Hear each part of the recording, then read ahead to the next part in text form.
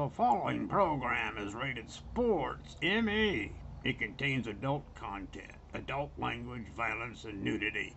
Parental advisory recommended.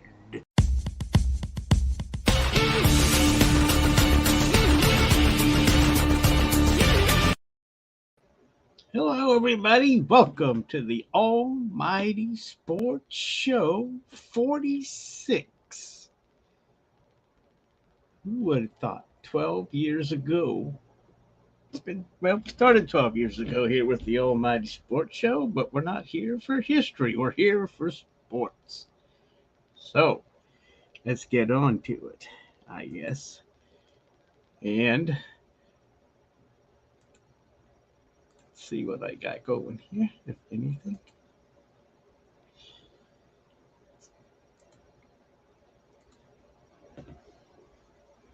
Trubisky is our starting quarterback and our captain. Man, we're just really comfortable with what Mitch has shown us. He's a guy that came to us with franchise quarterback experience, if you will. He's comfortable in those shoes. He's been the focal point of a football team in an organization before. He's had success in doing so. Like I mentioned when we acquired him, he took the Bears to the playoffs 2 out of 4 years. He has a winning record as a starting quarterback. Those things were attractive to us. His athleticism and mobility were attractive to us. He took care of the football in stadium. All our quarterbacks did, and I think I'd be remiss if I didn't say that. It's good to come to decisions based on what people are doing as opposed to what people are not doing. All right. Big shocking news. Trubisky is the starter. Hey. So that's not a surprise.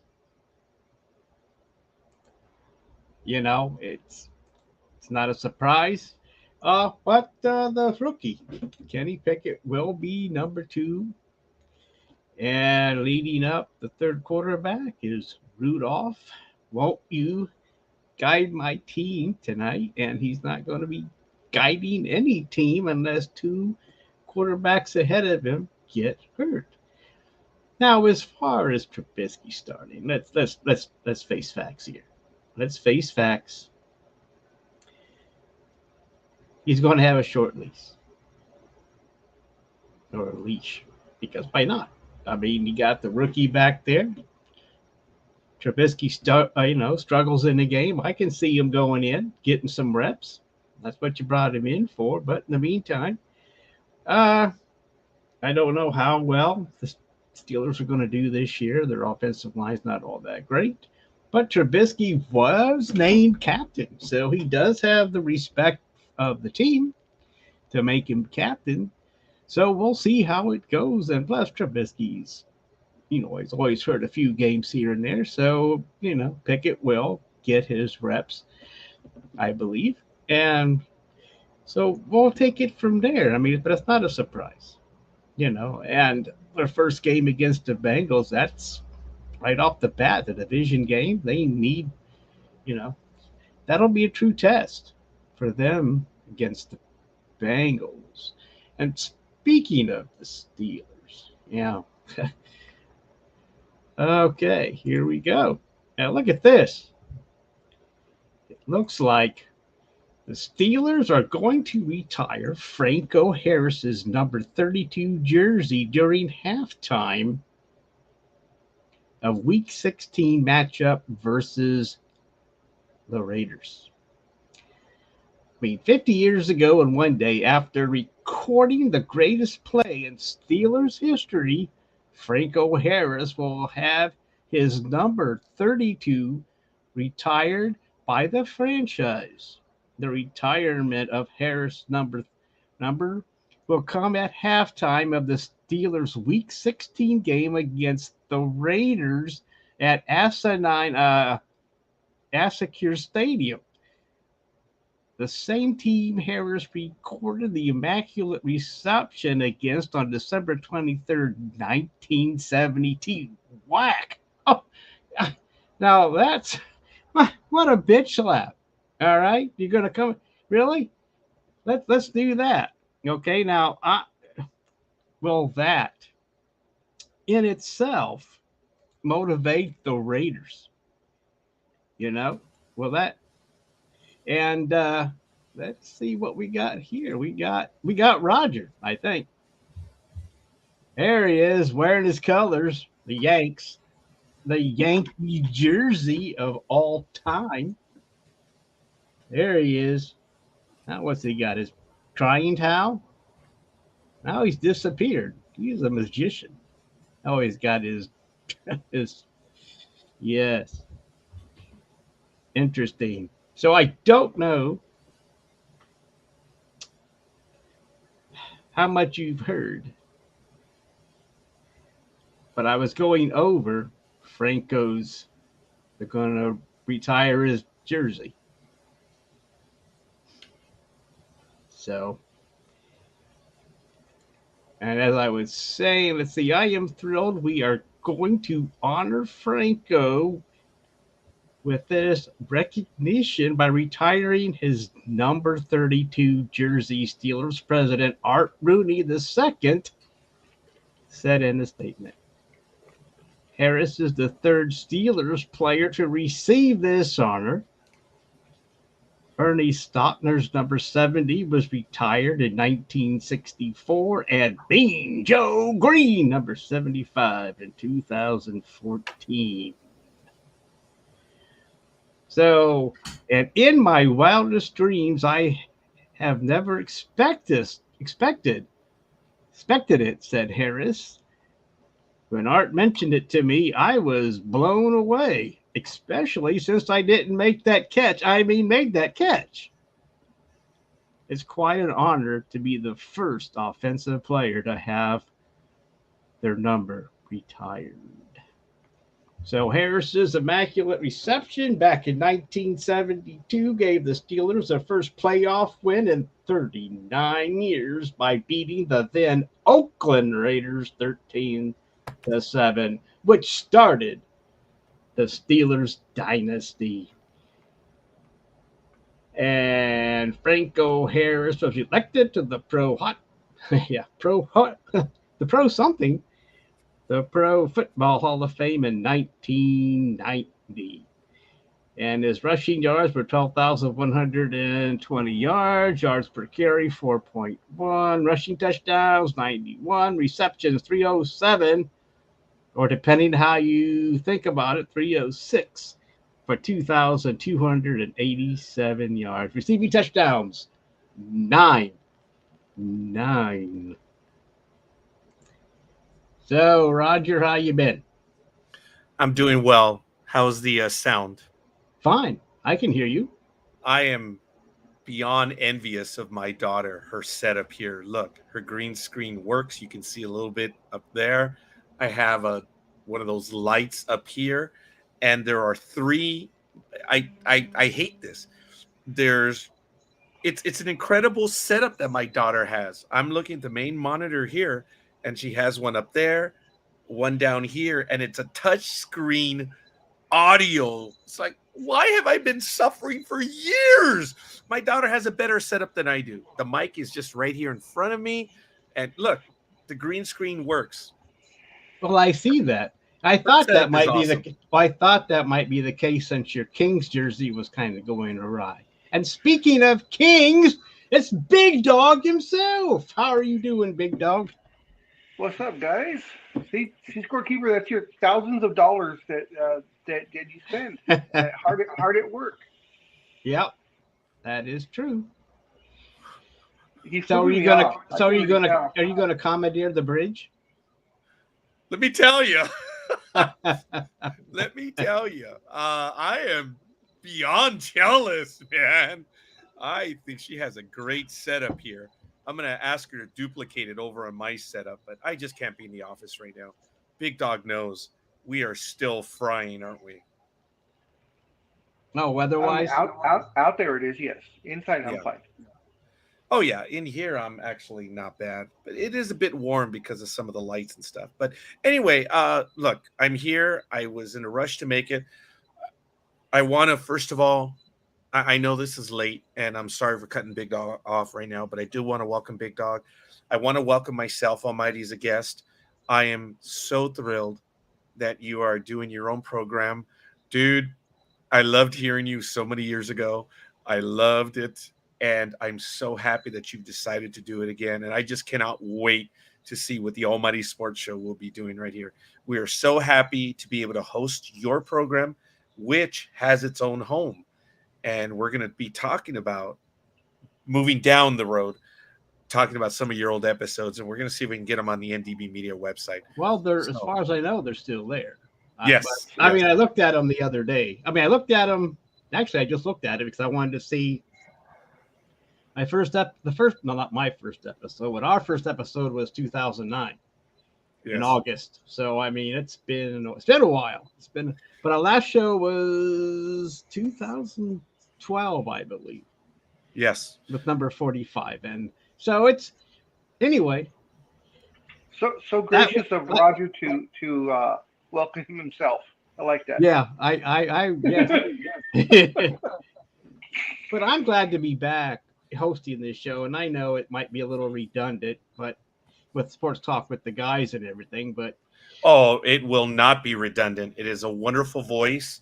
I'm so happy. I was really concerned, Almighty, that I wasn't going to be able to make it, especially for your first program right here.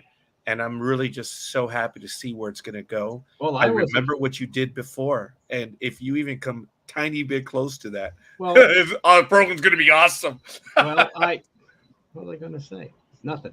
No. Well, I'm glad you can make it. I'm glad Big Dog can make it. I know that, time is, it's like 6 o'clock. Well, yeah, 6 o'clock there. So did you catch they're going to retire Franco Harris's jersey? I did. I'm really, really surprised it hadn't happened yet. It's about time. And it was, yes. I was in Almighty maybe about 2 minutes into the program. So I did hear almost everything related to it. But I guess the thing is, it's the timing, though, against the Raiders. Big Dog, what do you think of that? When they're going to retire? To me, that was the ultimate bitch slap. Oh, yeah, while you're here. Yes. Guess what we're going to do? By the way. And it's like 50 years later. And one day, I suppose. But still, it's 50 years later, and that's crazy. I just think that, oh, my. I keep thinking, was the schedule done this way on purpose? Oh, they planned it. They were planning on retiring his number, and I think the first thing was, okay, guys, we're going to retire Franco Harris's number. And when someone said, well, when should we retire it? I know someone there immediately said, well, when are the Raiders playing? We'll wait till the Raiders play us. Yeah, but it's working out perfectly 50 years later. It's supposed to be different if like 51, but 50, that's. Plus, it's been that long since the Immaculate Catch. And luckily, they didn't have high def back then, because then we know for sure. What are you going to say, Raj? You had your finger in the air. I apologize, because I was surprised that not only is it the 50th anniversary, but the game is roughly around the anniversary of the Immaculate Conception. Folks, I've seen it on video. It was a great catch. What? Reception. I'm sorry. Yes, the reception.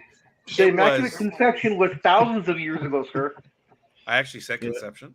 Wow. Yeah. Well, we never know. That was 2000.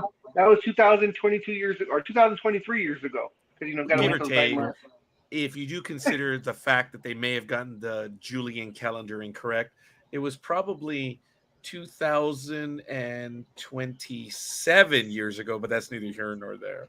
I got it wrong. The Immaculate Conception, the Immaculate Reception, around game 60. Is it week 16? I think what's going to happen, and it's going to be during halftime.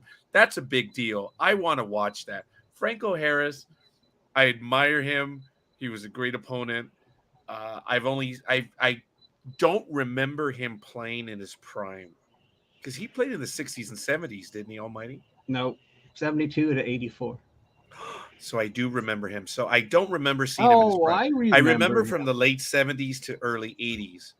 So I still remember him with his running through the Browns and all that bullshit. But anyway, hey, He ran through he ran through everyone. yes. but I did. I'm just surprised. I guess I was surprised that there was only like two previous retired jerseys. I thought. I mean, some teams don't Really? retire That's it? jerseys, and Wow. some.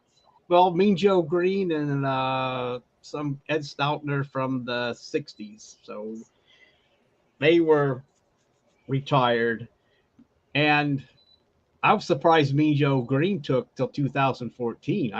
That's taken so long. I mean, but anyway, that started the Steelers dynasty. That catch and victory.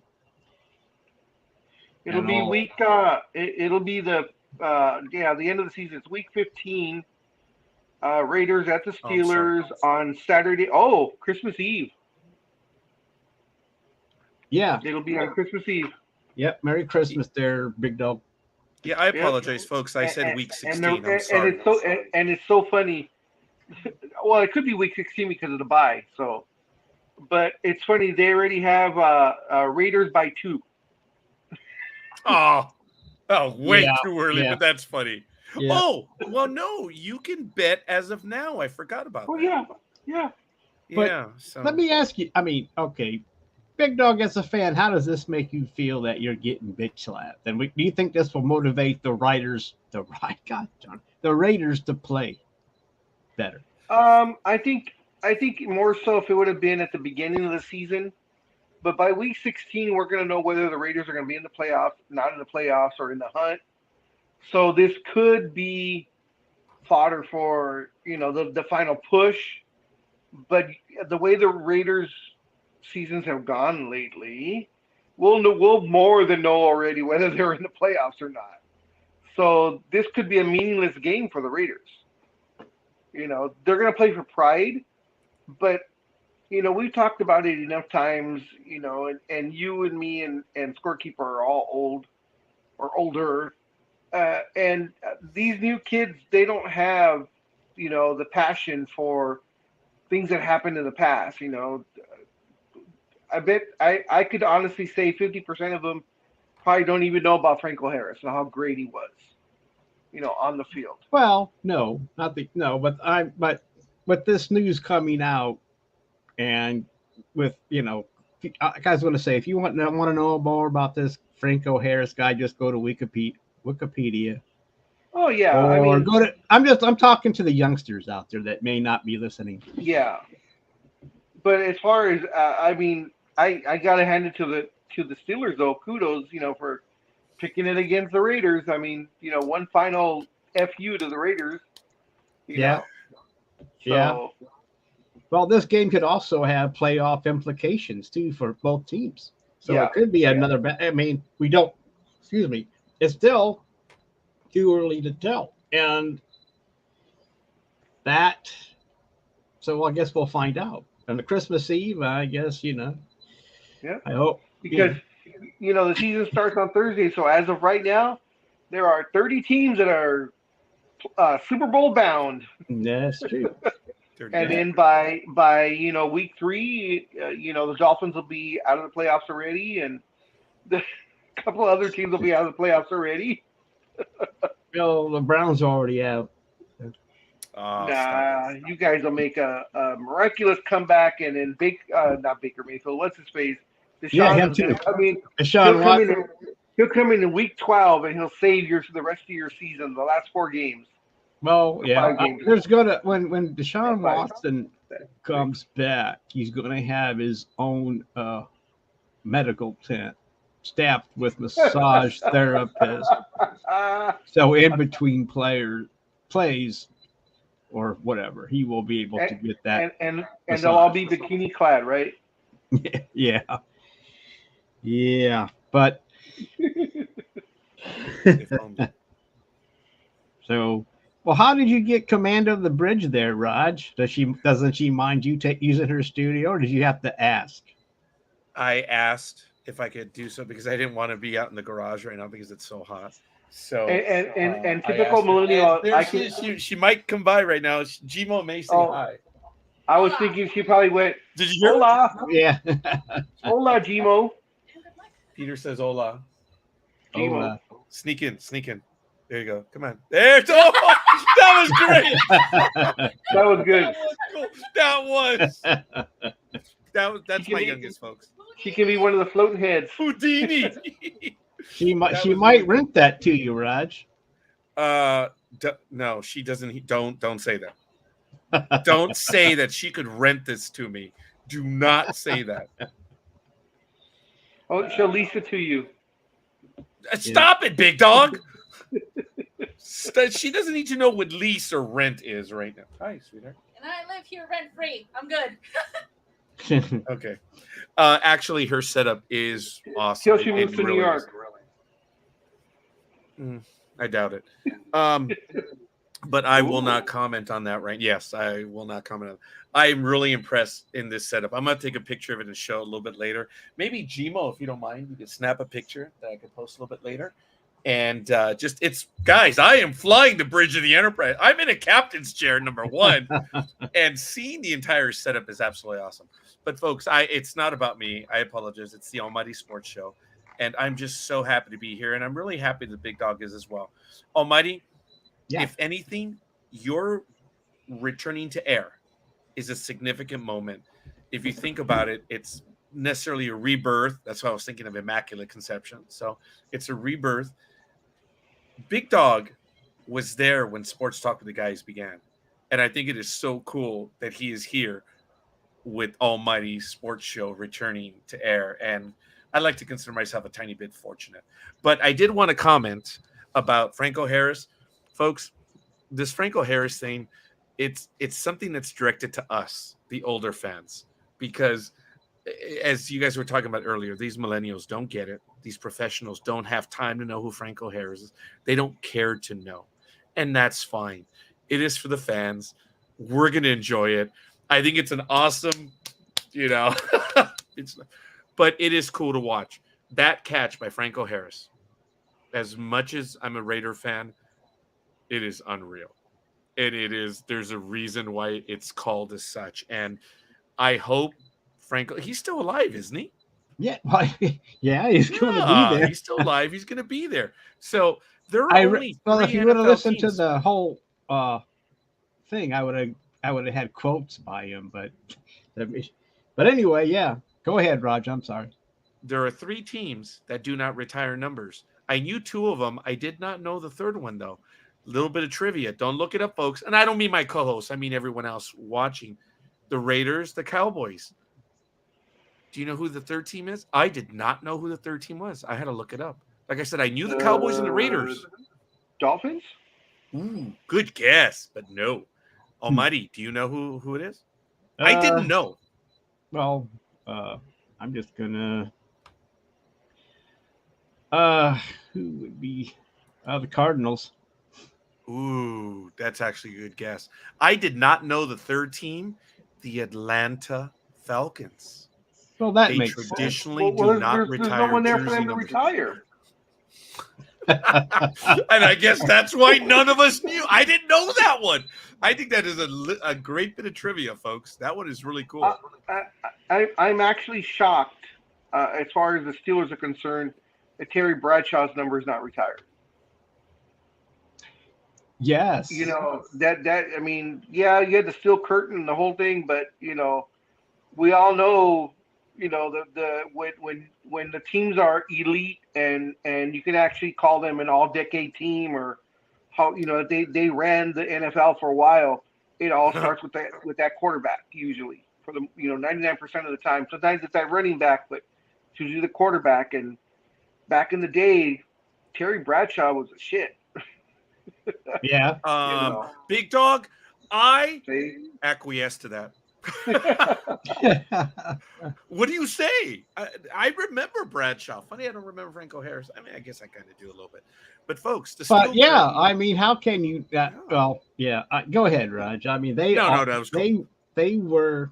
Well, anyway, they rooted the nest for a good 10 years, gentlemen. Yeah, I mean, I mean, they were 7 to took 10 a years. while. Yeah. And And that was a great time. I mean, everybody in the '70s, everybody had that nickname. You had the the Iron Curtain. You had the Purple People Eaters up in Minnesota. Everybody had great nicknames back then. You had the Jailbirds over here with the Raiders. And Denver had the Orange Crush. Yeah. The Orange Crush. That's right. And the Browns had the shit for shit for defense then. Back in those days. Yeah. I guess some things just don't change. No. So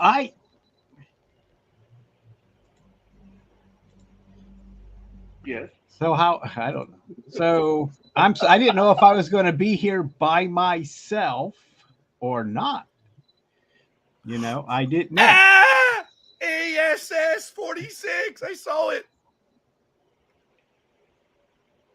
Oh, there it is. He was a master at scrambling. He didn't have the greatest arm, but You're like- boy, you couldn't catch him though. I mean, 5 seconds left. Look at them crazed druggies. Look at these. Look at that. They can't even stay in this. They can't even control this. Yeah, all right, a bunch of. Thanks, hoodlums. Almighty. They're a bunch. They're a bunch of hoodlums. I'm telling you right now. The Raiders, There yeah, it they is. were. Well, so are the Raiders, but that also started a great rivalry between Yeah, the Raiders and the Steelers that lasted for almost 10, right? yeah. It lasted a while. I mean, that's what you always thought about. I mean, they I know it's no longer a big deal right now, but back then, I mean, you had Steelers and Cowboys and yada yada yada. But I mean, there were a lot of different rivalries going on. But Steelers Raiders was great. I mean, because you like I said, you had Terry Bradshaw, and then of course in the '70s it would have been the Snake. Oh shit! Yeah, I had the tip of my tongue. I just had Kenny his name. Stabler. Yeah, Kenny Stabler. And you had that group of people, and then when Kenny retired, and all of a sudden Jim Plunkett comes in, big old wobbly. No, look, you had Dave Casper. Oh, And who was the Yeah. man? And you had those two corners, man. oh yeah, Branch and not Branch. It was Haynes and Hayes, right? Hayes and Haynes. There we go. Yeah. Mr. Hayes and I think it was Mike Haynes. I think so. Yeah. But what's And his Lester- nick? Didn't someone and- have it? Well, Lester Hayes was the judge, and that one picture that will always stick in my mind was when he had to stick them all when he was legal. Oh my! And Yeah. he had it all the way up to half the way up his arms. And I Yeah. think that year he had something like 12 or 14 interceptions. Yeah, he just reached out his arm and just stick to yeah. his arm and just and then he'd be off and run. But still, the fact that he had to be in the right place, right time. But Oh yeah, you still had to be the ball hawk. I mean, you just couldn't be Yeah. anywhere. Oh, yeah. Let's see. But with the Raiders, I mean, Hayes and Haynes, they were probably the premier corners at that time for a good, I'd say maybe 3 to 5 year window. You did not want to throw to those guys. Then you had Dave Casper just, the just free, just roaming out there. So that trio, they were awesome. Loved them back then. That's just me. Do you guys remember Lester the Molester? I cannot believe we forgot that one. Yeah. Lester the Molester. That was his nickname. Yep. That was back when when it Back the when you connotation didn't mean it's bad. Yeah. You know what? 'Cause he Well, would I don't. Because he would. Well, his whole thing was they said, you try to throw against, he would just molest you as a receiver. Yeah. So Oh, you know, Yeah. Big Dog. I think the phrase meant what it does today, but it was different. Everyone knew. oh yeah, it was Yeah. different. And then of course when they did the posters, they of course couldn't. They refused to do that. Well, the NFL wouldn't allow it. So that's when he Yeah. got the nickname the Judge. Because they said he was judge, jury, and executioner if you threw the ball towards him. So that was Lester the Molester. Mike Haynes, do you guys know he's the judge, right? No, that was Lester Hayes. Okay. Lester Hayes is judge. Do you know Mike Haynes' nickname? That one slipped me. Pantyhose. Yeah, whatever. That was Broadway Joe. Yeah, that's right. How could you ever forget that? I don't know if he had a nickname. Did he have a nickname? I don't think he had a nickname. I'm trying to find it, and I do not. But they were one of the best. Were they the best corner tandem? I mean, those guys were one of the best, man. They were shut down defense before we knew what shut down defense meant. What I used to love was when they played against Miami in the early '80s, and it was Marino. You had Duper and I forgot who the other guy was. Yeah. Duper and Clayton versus Hayes and Haynes. That was just a chess match. Those were games. Wow. Yeah. Was there a third receiver? I'm sure there was. I just don't remember. But yeah, Duper. Okay, we're getting way off track. But Duper and Clayton, oh my God, those guys were unreal, man. Well, I get some water, but I keep talking. I can hear you guys. Okay. But yeah, I know there was probably a third one, but I can't remember his name either. But all you had was, but then again, all you had to do was sit back there because all Dan Marino did was throw the ball. So. Oh hell yeah. That's all and it only got him so far. Yeah, I still feel bad for him, because he made the Super Bowl. Was it his rookie season or his second year? And they were like, "Oh, don't worry, he'll be back plenty of times." And that was his rookie year, wasn't it? Yeah, I think it was his rookie year. And then that was no, but he goes on that list.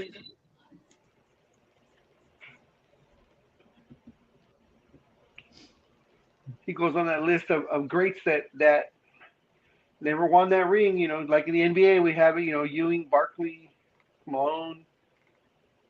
Yeah. So. Oh, just sidetrack, and I know we always love doing those tangents. I don't know if I sent it to you, Roger, or not, but I think on Karl Malone, and I didn't like him because I always thought he was just I just didn't like him. I found out they were talking about how despicable of a person he is. Evidently, when he was, I think they said 19 or 20 years old, he fathered a child who ended up playing football in the pros, in the NFL. But the mom was 13. What? Uh-huh. And when did how I mean, not that it matters, but where was he in his career when this happened? Well, he was Malone probably would have been either in college and already being recruited for the NBA, and the girl's parents didn't want to press charges because evidently it was like the neighbors, or they all knew each other. They all grew up because they were all from Louisiana, and they knew he was going to go on to bigger and better, so they decided not to press any charges. But I was like, I knew I hated him for a reason. Yeah, he wanted that. Where the hell's my food? But but still, But when did this all come out? Did it just come out, or how long is that? It came across my Instagram feed where they do the video that I guess they're like those little TikTok videos, but they put them on Instagram, and it just came up and it said, "This is why I hate Karl Malone even more." And I went, "Oh, okay, I hate him too. Let me find out why." And I was like, "Oh shit, okay, did not know that." Wow. Yeah, I was shocked. That one I absolutely did not know. I hadn't known that about him. And yeah, I didn't either. To say I was shocked was very interesting, to say the least. No, not that one. Well, you looked that up, Big Dog. I wanted to comment real quick on how Big Dog mentioned the whole thing about nicknames. I don't know if you've been there, Almighty, when Big Dog and I have talked about in the past that the dearth of nicknames, especially in baseball, you hear the nicknames. I like that. Okay, sorry. The nicknames for these players are just so lame nowadays. It's just there's nothing, and that's why Chris Berman, sorry, from ESPN was so awesome in creating all the nicknames for them. Big Dog and I have talked about this ad infinitum, ad absurdum. And one of the best nicknames I ever heard. Remember, the easiest one of all was from Toronto, George Taco Bell. Cut it out. From the Yankees, the pitcher who eventually went to the Padres, Dave Eland. His nickname is Dave No Man is an Eland. That's creative. Okay. And there were others. The most difficult one took him a while, and I lost my shit on this. I even translated this one for my wife, and I was able to translate it, and she died laughing. Can you think of the nickname for Carlos Baerga? Oh my God. Yeah, one Remember by him? air, two by sea. Very close. Carlos, oneeth by land, twoeth by sea, threeth by Erga. That was funny, man. That one was hilarious. I just, that's creative. And he had so many more.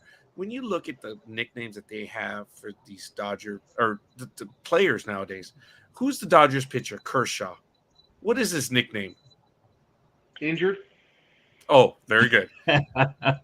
It's like Kershey or something. It's like, it's stupid. It's Oh, they're ridiculous. stupid. They can't think of it. Real quick. They didn't even put so, a bar behind it. Kershey bar. Oh, that would very be cool. good. See, Yes. very innovative. That's See, even there you better go. right there. God, Big Dog. Oh, sorry. Yes, Karl Malone was 20. The girl was 13. They said that they didn't press charges because he could provide for them already. So they didn't press charges. The child, a boy, grew up to play for the Bills, the Eagles, and the Cowboys in the early 2010s, 2008 to 2011. He was a Bill. But his son is Demetrius Bell.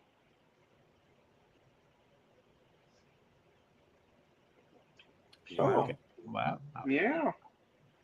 There you have it. Yep. You're first.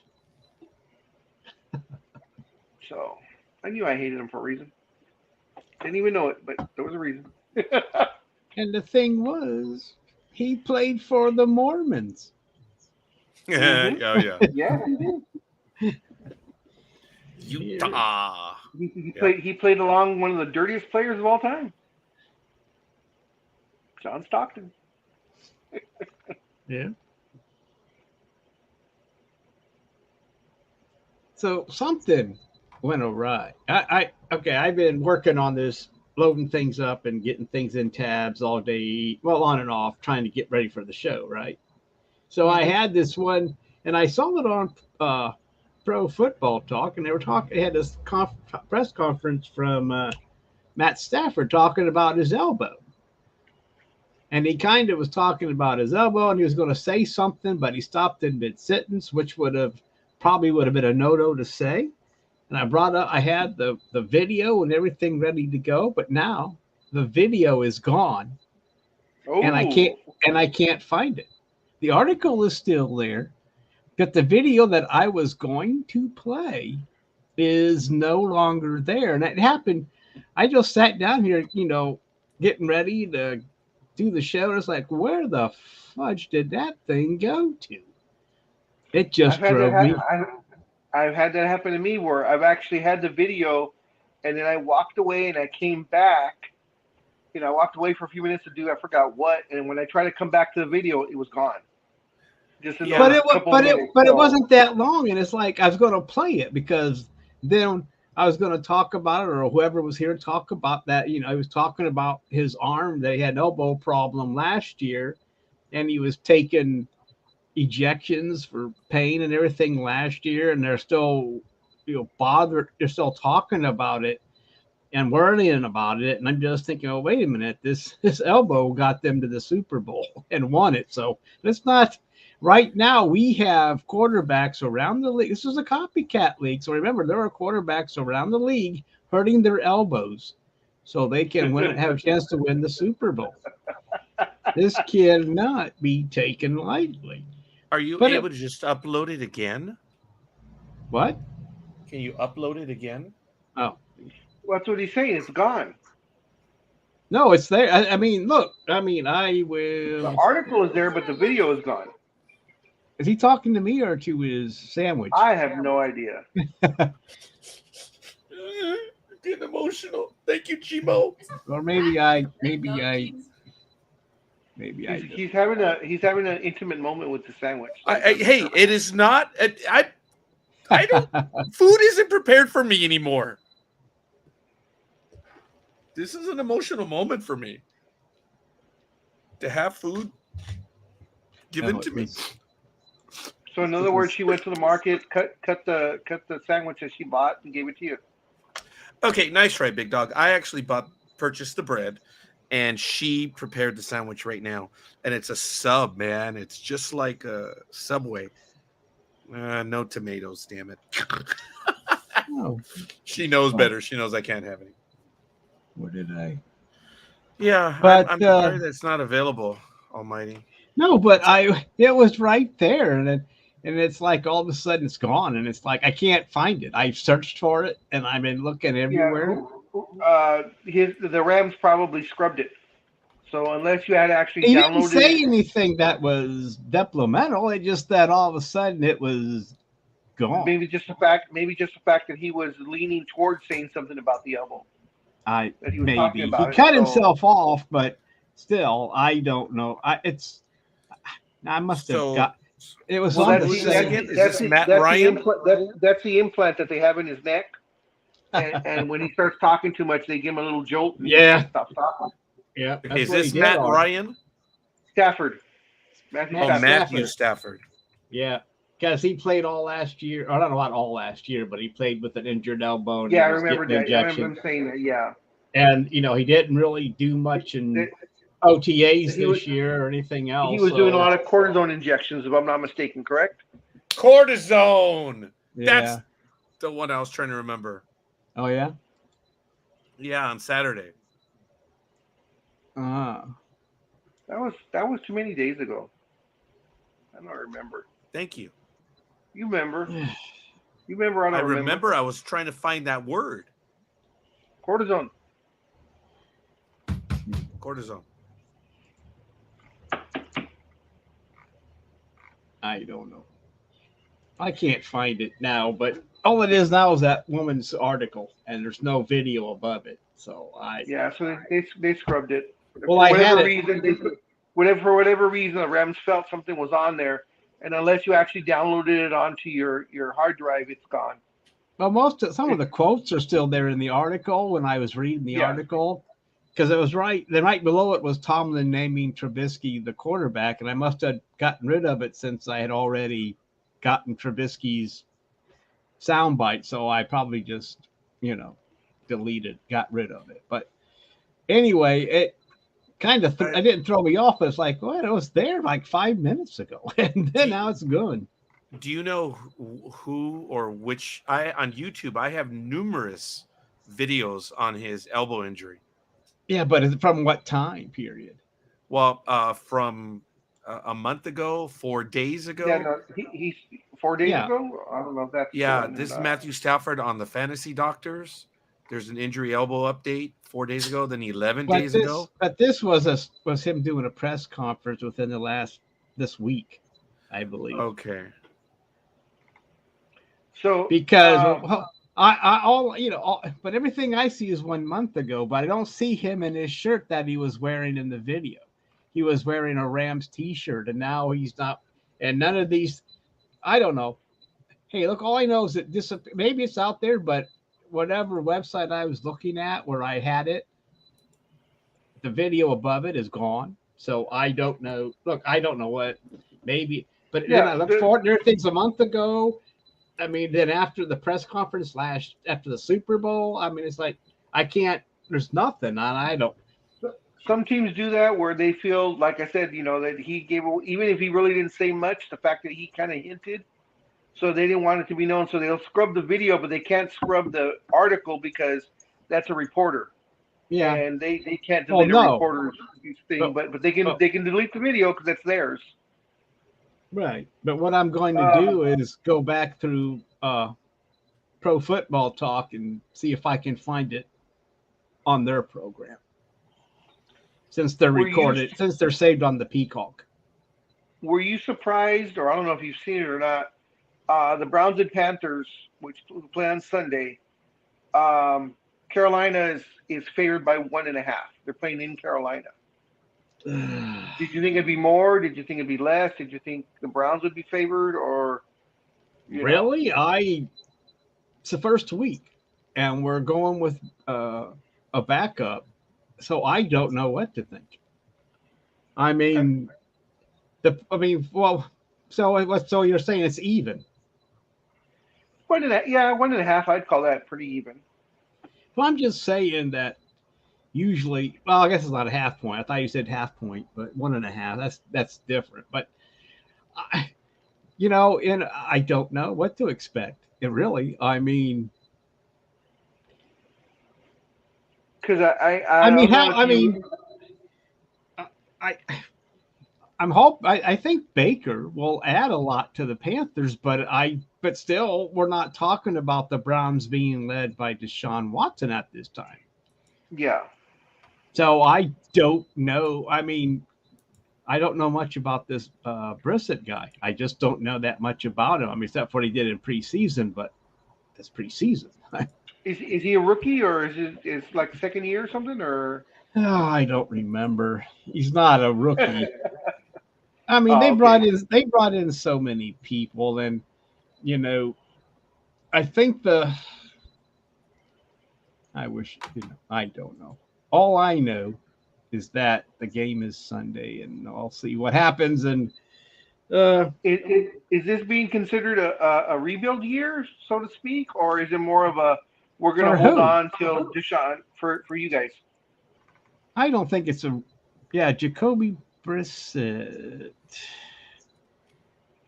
I don't know how many times, but he will start the first 11 games of the season unless he gets injured, and then. But That's a monster sandwich, Raj.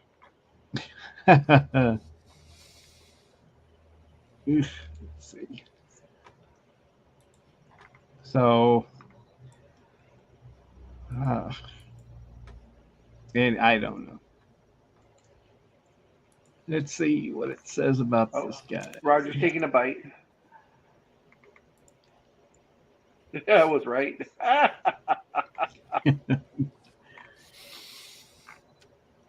You should mess with her, Raj, and after the show's over, you should leave like a little piece of turkey on the keyboard, a little piece of turkey on the screen.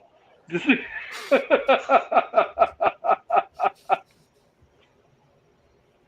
I want to be invited back. Oh my goodness, folks. It's just made by hand. As you know, Big Dog, and you do, Almighty. When it's made for you, it's the best sandwich there is in the world.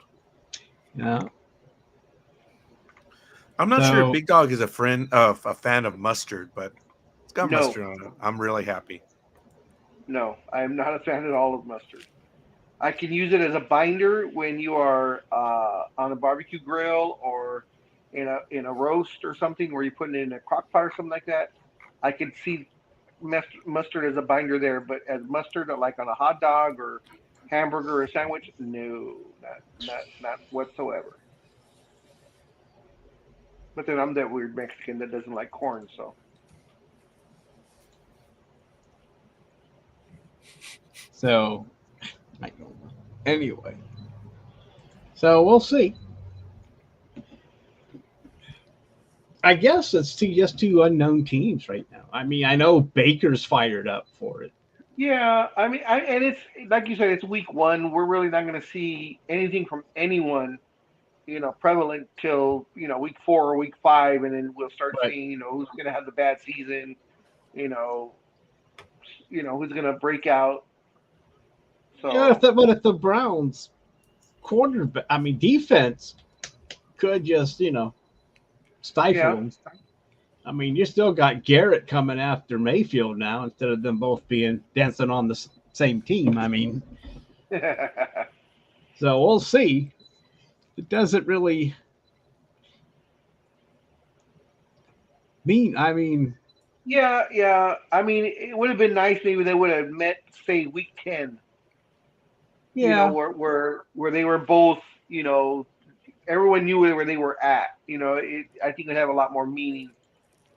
But it is what it is. The schedule, they made the schedule, and this is just the way it's got to be. So it seems like I was looking at the schedule. It seemed like they did a lot of local teams together. Well, maybe not. Okay, now I'm looking at it. Maybe not. I'll just keep my mouth shut. So now it's Raiders and Chargers, Packers Vikings. The Packers Vikings game should be good. So those games are always good. Yeah. Got the Niners and the Bears. Steelers, Bengals. I think it's gonna be really. Oh God, Commanders. Jeez, the first time I've seen it. Ugh. The Red Manders. Yeah. The Red Manders. I still say you could have kept it the Redskins, just changed the logo to a potato, and it would have worked. Yeah. But no one thought of that. Hmm? Except the big dog. Big dog, yeah. Well, Big Dog did, but I'm just talking, unless Yeah, but I'm nobody, so they he's don't. not in the front office going, look, we're going to have, it's just,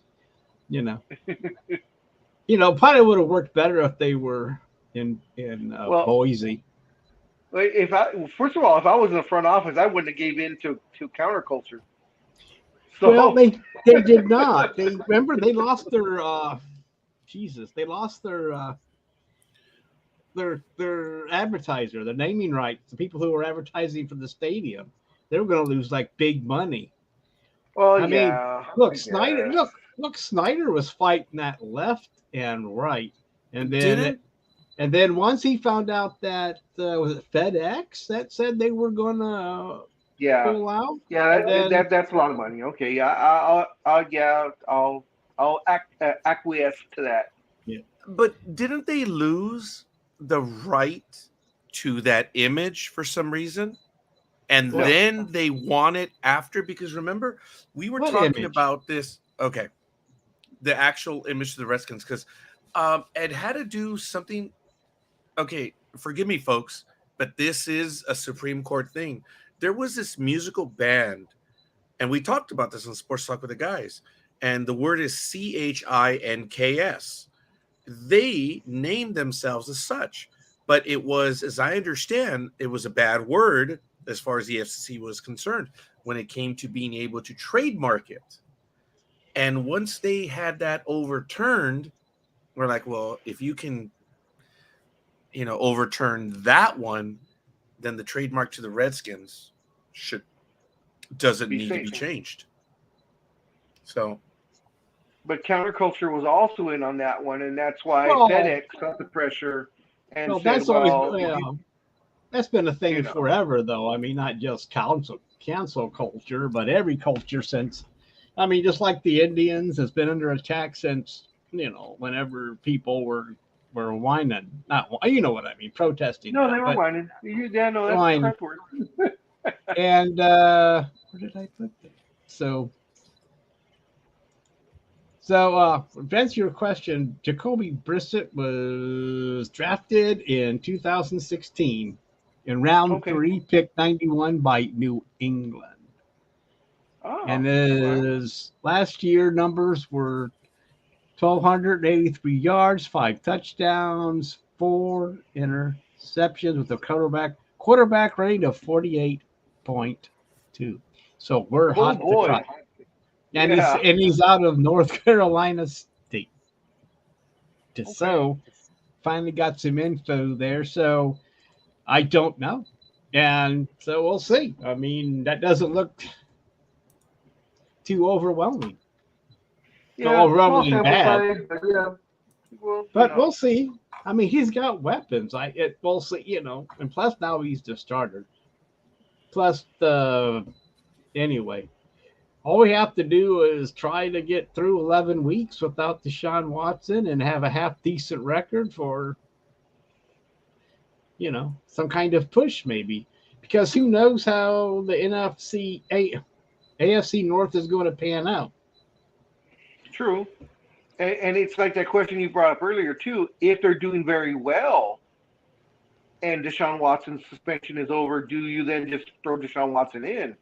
And my personal opinion was no, you ride with what you got. I mean, if they're hot, or they're up there, a game or two out of first, or they're in first, I would continue to ride this kid.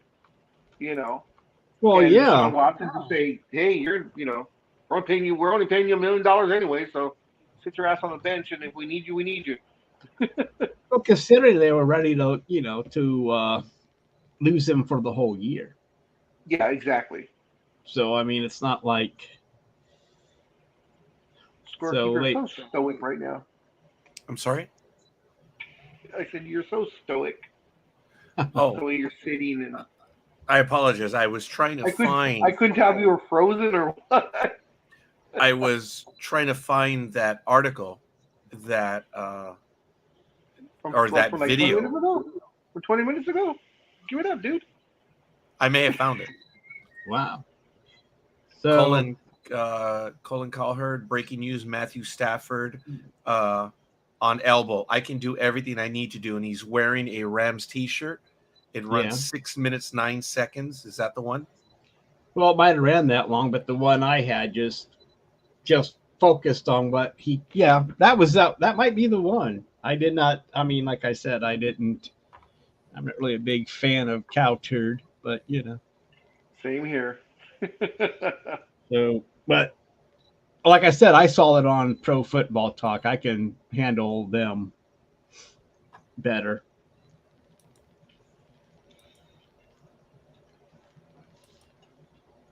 So here it is without sound.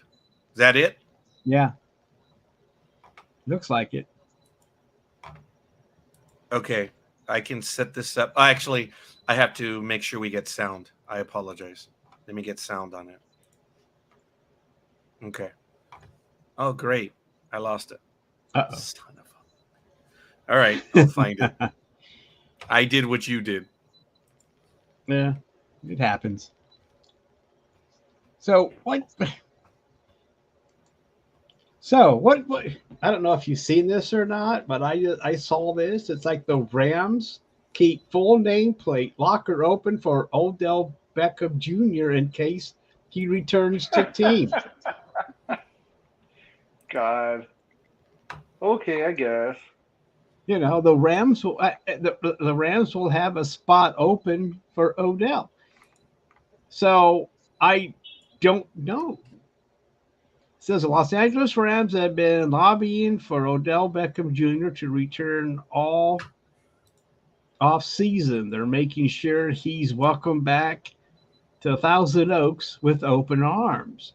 Now, here's what I'm thinking. I'm thinking that someone in maintenance forgot to take his name tag off. And someone noticed it.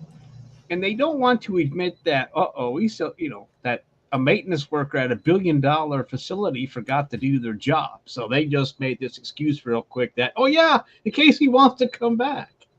But seriously, is there any chatter over there about Odell? No, I haven't seen anything other than I know they still retain the rights to him. That's probably why they're doing it, because if he decides to come back, I believe he's still under contract with the Rams. I thought he was an FA. I thought he. Then why isn't he in camp? That's a damn. He might have retired. I'm trying to remember. I'll look it up right now. But I thought he had put in his. Maybe he didn't put in his paperwork, but said. No, because the Browns. Because someone on the Browns wanted to get him back, but I don't think Odell wants to deal with Stefanski anymore. So he might come back. I think Deshaun Watson was trying to talk him into it, but but anyway, I thought he was an FA and nobody has signed him yet because I remember reporting a while back that at first he wasn't going to get his knee fixed until he had a new team. I could be wrong about that.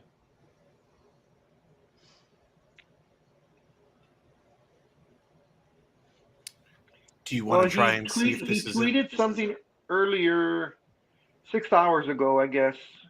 Or no, excuse me, from September 6th at 12 o'clock. So that would just earlier. He joked that whoever wins the Bills-Rams game, he's going to offer his services to. Oh, yeah, I see that right now through CBS. Yeah, that he half joked about it. Oh, for gosh So sakes. I guess he is a free agent.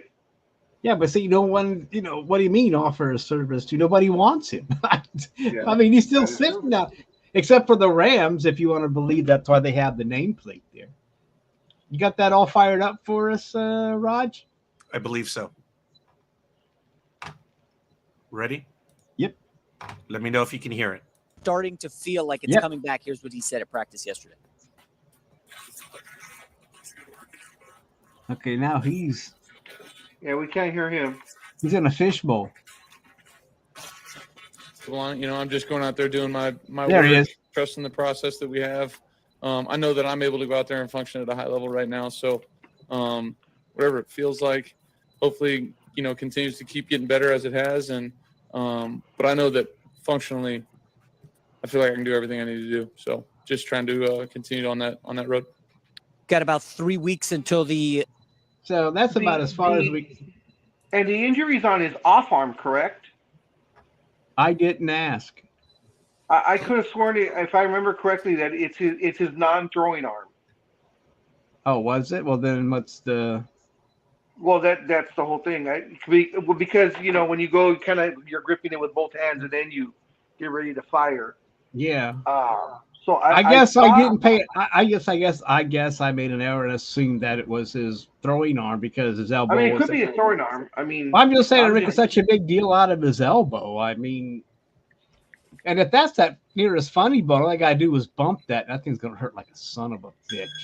Mm-hmm. Uh-oh. Uh-oh. Is that Odell calling you right now to set the record straight? Yep. Well, I guess scorekeeper went off the air. Wow. What did he? Thought he was. I thought he just. No, he put. There he is. He's swallowing his sandwich, or he had to burp. I'm trying to get a hold of Odell right now. Oh well, we'll OBJ. get him on. We'll get him on the phone so we can straighten all this out, and also get a hold of the maintenance crew at SoFi Field so we can, make sure that we have all our bases covered on this thing. What was I going to look up? I forget. Oh yeah.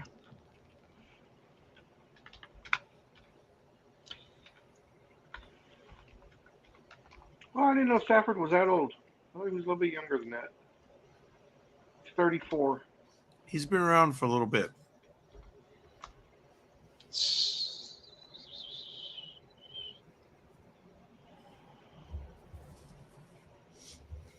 I just don't know. So, okay. So, God. The next thing up is Russell Wilson's new contract. Mm-hmm. Now, from what I understand, and I don't understand it that well, but this is a $165 million guaranteed, but it's worth $245 million. Possibly, yeah. And I guess where was I? I'm trying to figure out if this is this a 5-year extension? It is an 5 extension. 5-year worth 245, including 165 million guaranteed. I'm pulling up the article right now. But yes, as I understand, it is an extension as well. That's what she said. Hey, yeah, I'm trying to figure out how. I mean, I think it will keep him there till 28, if I'm not mistaken. Yes, the Broncos announced a deal which runs through the 2028 season. And it is, as we said, a 5-year, $245 million extension that includes $165 million in guaranteed money. Okay.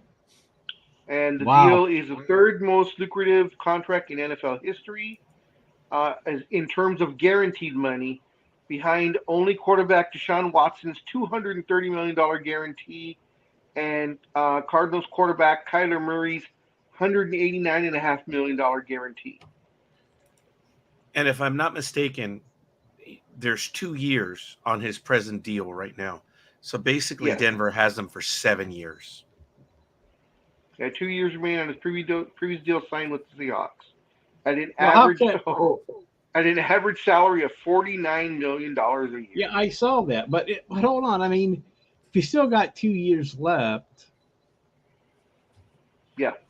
does he get paid? Does he get an increase for the next 2 years? I mean, you're talking because 7 No. years from now would be 29. That is Well, 20. no, so it's 5 years. Yeah, because where are we in 2022? Yeah, somewhere around there. 2023. Then it's 24, 25, 26, 27. Yeah, 2028. No, that's right. Okay, I 2028. guess That's mind. 7 years. Never mind. Because remember, There- this would be. Yeah. He's got 2 years left. Yeah, so this year, I'm not- next year. I didn't count this year. Yeah. So the Seahawks and Denver play Monday night, and I don't think that's going to be. It's not like the Raiders and Steelers later on. They meet all the time, so it's not. Yeah. So now the Broncos are quite a bit into Wilson now with the new contract extension. Big time. And plus all the stuff they gave up to get him. So they have put everything on the line for Russell Wilson. And now they've got to try and build something around him. And, I don't know.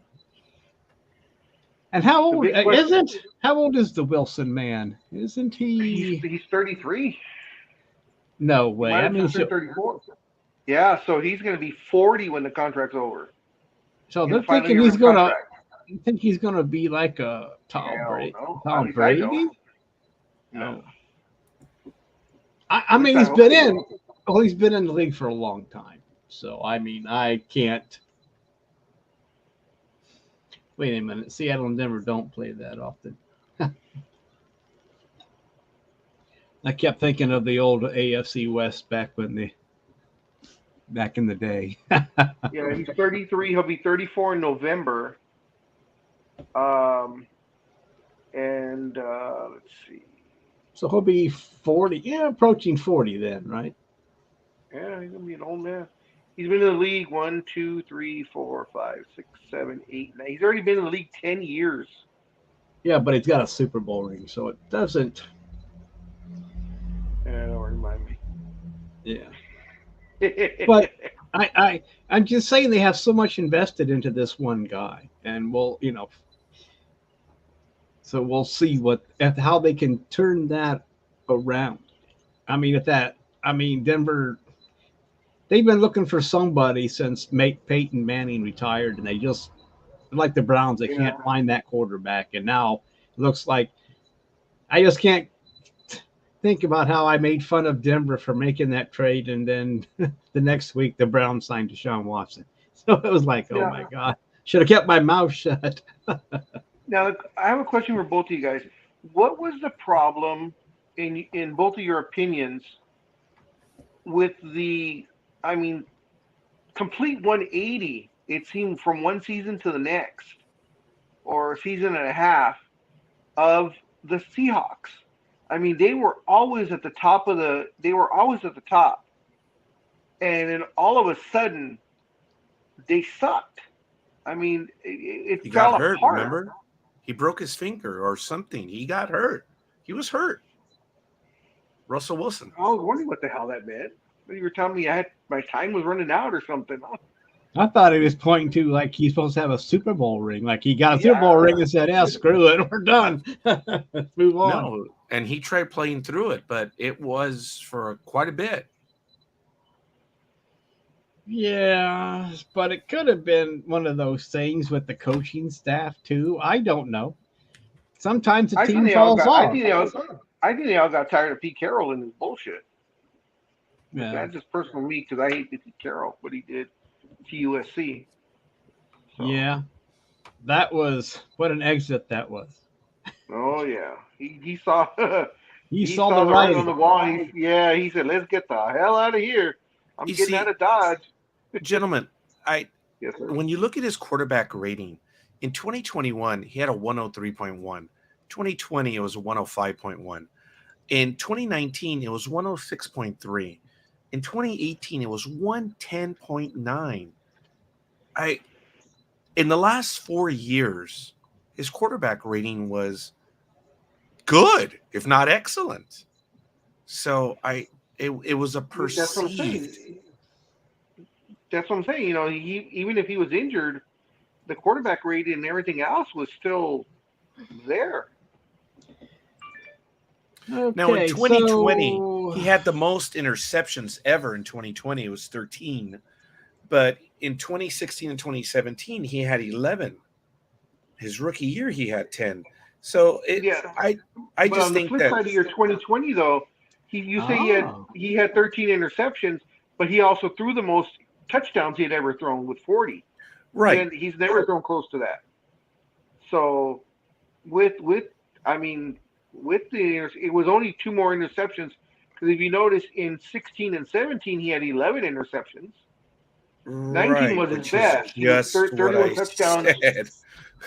Yeah, I just said that was. I'm sorry, I was being like scorekeeper and not listening to half the stuff you were saying. I'm sorry. Yeah, I don't know what that means, but you Yes, know, you do. no, You I don't don't. listen to half the shit we say. So I'm sure. So as I stated, in his rookie year, he had 10. In 16 and 17, he had 11. And in 2020, he had 13. That was the most he ever had. I think it's more of an impression because when you look at the yards, I think he threw for the most yards. He had a 68.8 in 2020. So I believe in 2021 is when he was hurt and his numbers were just down. I don't think it was a career. Actually, it was a career low.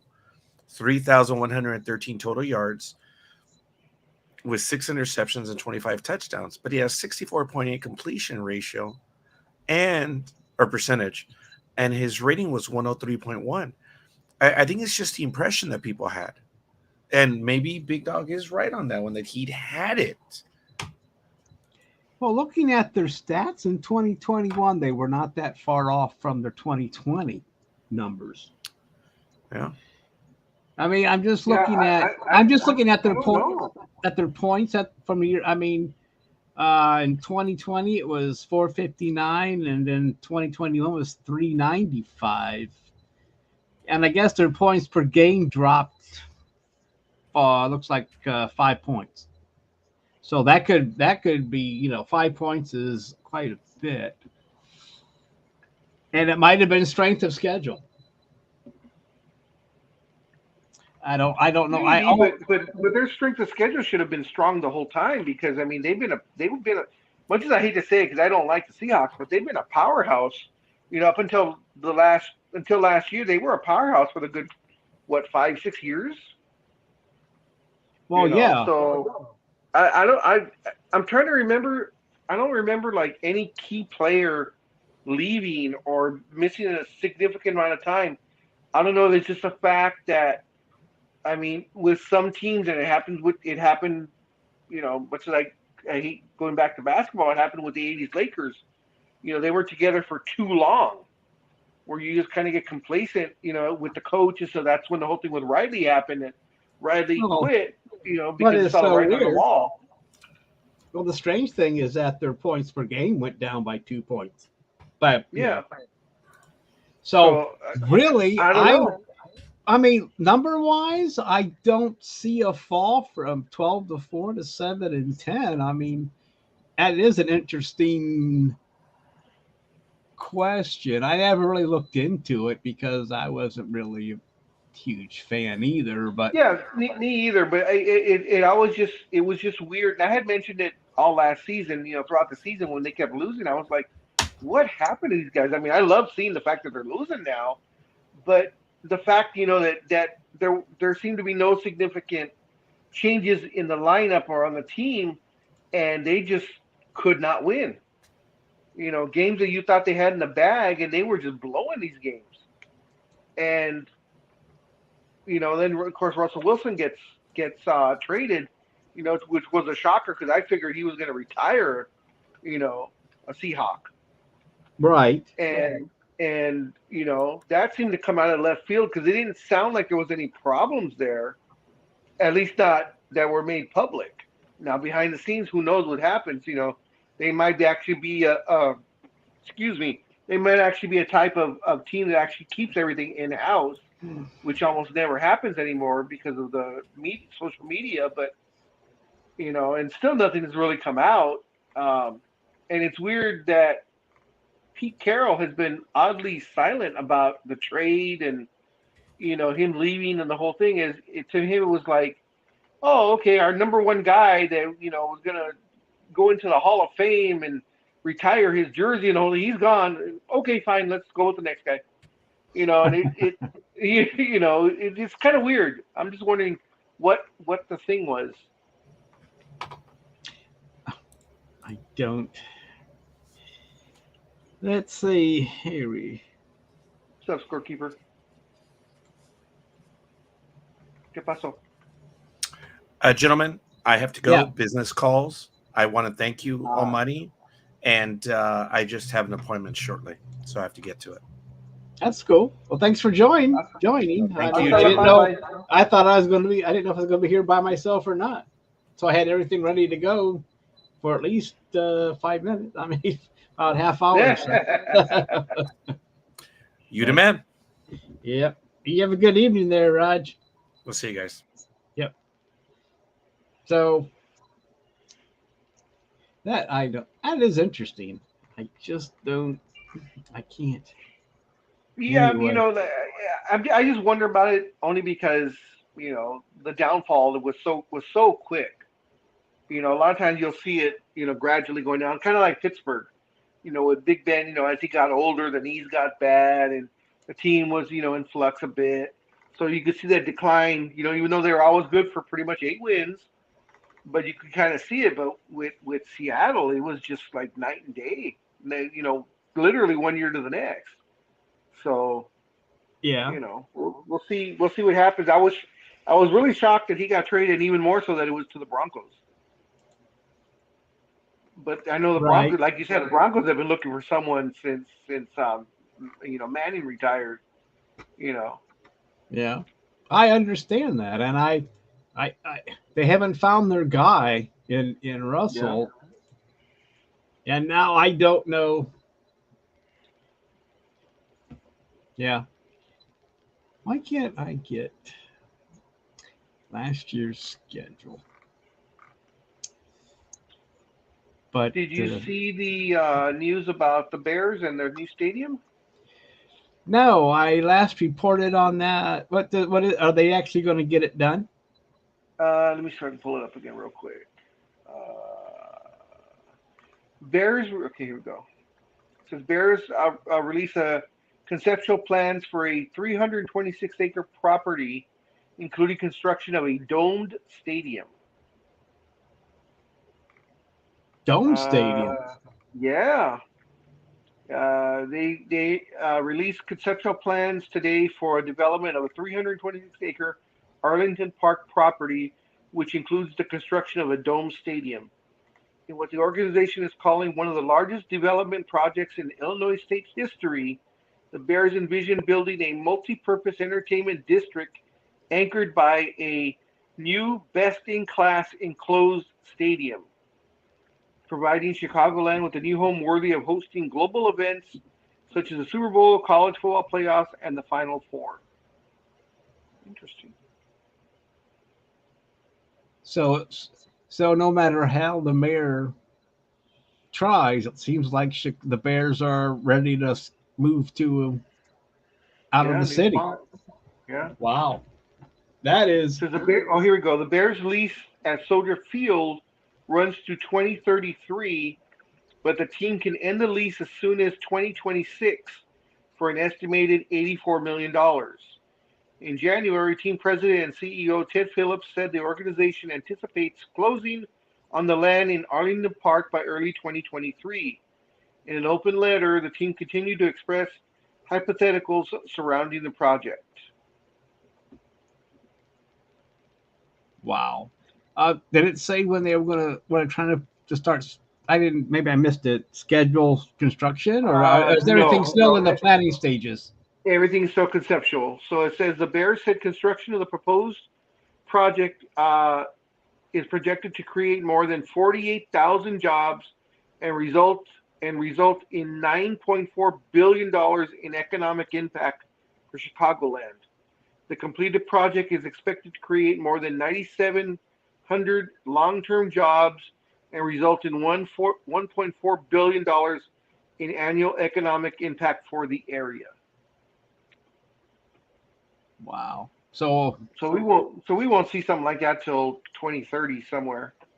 probably. Because they're still in But conceptual stages. That you figure another year or two just to get all the plans and everything going, break ground, another couple of years for them to build it. So Yeah. 2022, 24, 26, 2028, 2029 maybe. yeah, but still they've they're moving forward. Yeah. I mean, Chicago Stadium, I mean, Soldier Field, yes, it's, iconic in history and the whole thing, but when you don't upgrade it, Well, how long can you hold on to that? I mean, yeah. that can be said. I mean, I guess the I only mean, there's stadium certain, left would be Lambeau, then, right? That's been oh around yeah, for. Doesn't everybody else forever. about have a new home or newer? I mean, I'm just trying to think because Lambeau, I think when I checked into it was late 1950s, maybe something like that. I can't think of everybody else has a new house. I mean, maybe not new like Los Angeles and the rest, but still within the last 20, 30 years. So Soldier Field, it says was uh, broke ground in 1922 and opened in 1924 and was renovated in 2002, 2003. Okay, so it's 100-year-old facility. Yeah, So I yeah, mean, really, I mean, it's past due. Maybe I know that they've yeah. done improvements, and and the mayor wants to do more. Has offered a more improvements, but still, when the plumbing's bad, the plumbing's bad. That it is. And it is listed as historical landmark, so it cannot be destroyed. That means you can't move out.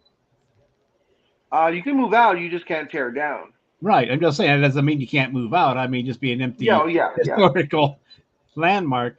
And that's probably why she wants them to stay is because once they move out, what are you gonna do with it? It becomes an eyesore. Like the Roman Colosseum. Or like, shoot, the one in Detroit that they just kind of left there and they finally tore it down. Yeah. God, that was an eyesore at the end. But and Lambeau Field, on the other hand, opened in 57. yeah, I thought it was somewhere around in there, 57, 58. I mean, Yeah, it wasn't as old as I thought it was at yeah, first. me too. I thought it was older. And it was renovated in 2003. Yeah. I mean, I mean, it's hard. I mean, it's hard to let go of those type of stadiums, but you know, I but didn't. there's not that many around anymore. I mean, Yeah, I know. That's the sad part. I just don't like it Soldier when their names Field. change to something stupid. But other Oh, than I that, know. like What's the capacity? What I is think the capacity? next one up for maybe a new stadium would be the Commanders. Yeah. I think he wants Snyder, if he's still around, wants to build a new stadium for his new Commanders. So Soldier Field, the capacity right now is 61,500. I thought it would be more because it's so That's old. no, they've been adding on to. I mean, well, back when it was built, they were. I don't know. That's kind of, but So still, probably they're probably the old. Let's say when I say 1922, what is um, the LA Coliseum then? I don't know when it became. I don't know when it became. Was it always Soldiers Field? Was it named after the World War One veterans? I thought it, or was it two? I can't remember. Let's see. Tenants. It doesn't say. Yeah. Doesn't give the names. So I didn't know that they ran with AstroTurf for almost 20 years. Oh, did they? Yeah, from 71 to 87. But now it is Kentucky Bluegrass. But they're not in Kentucky.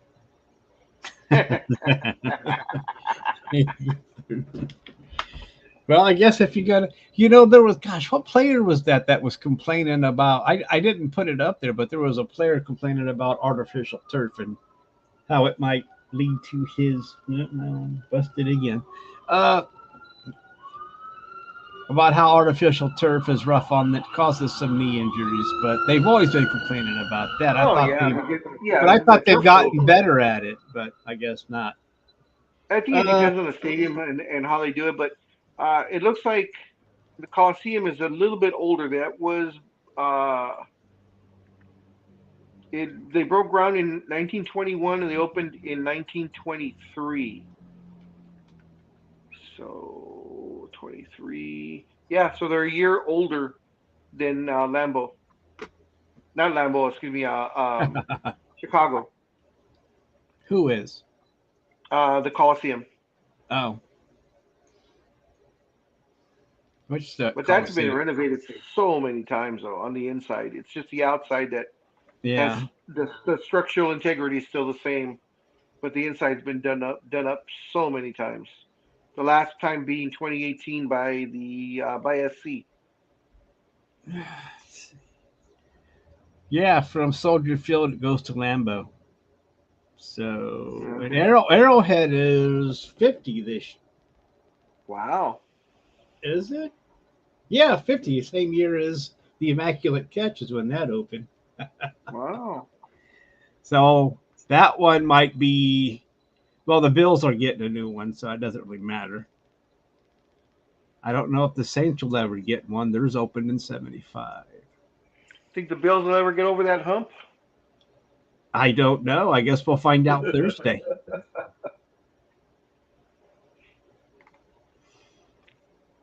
But I guess it's outrageous what the cost of these new stadiums there are, though. I mean, oh my God, I believe SoFi was, I think, $5 billion. Yeah, that was all you. Well, it started with Jerry Jones when he built that new Dallas. Yeah. Strippers club. Yeah.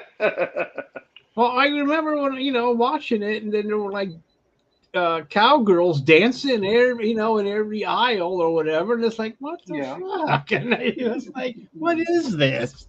I mean, you might as well. You have to bring your dollar bit. Well, it's a stadium, so if I tip them $10, but it's no kidding. but he started it, and then but not every stadium went hog wild, but still a lot of money because they have found more revenue streams when they build these things. I mean, I'm sure there's going to be things around this new place they're going to build, Chicago's new stadium. I'm sure it's a big empty lot where they'll be able to build what they need. Yeah, that's what they're planning. They're planning on doing like down here in LA to do that LA Live, where what's crypto now. They used to be Staples Center, and then right across the street is an entire entertainment district. So they're planning on doing that with the new stadium there. So right, it'll be interesting though. I mean, people were complaining for a bit, but once a new stadium opens, they're just gonna flock to it, just like they would any other new stadium. Yeah, it's going to be. I mean.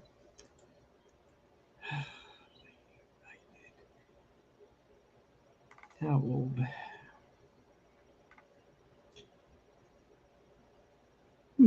Interesting. What's that? No, that's talking about them. I'm trying to see how old the United Center is. to see if they could build the stadium near it. A new coliseum for the Bulls. That's what I was trying to find out, but it never tells me anything I want to know. Oh, that's a different stadium. Oh, Chicago Stadium. Well, that one was demolished in 1995. So.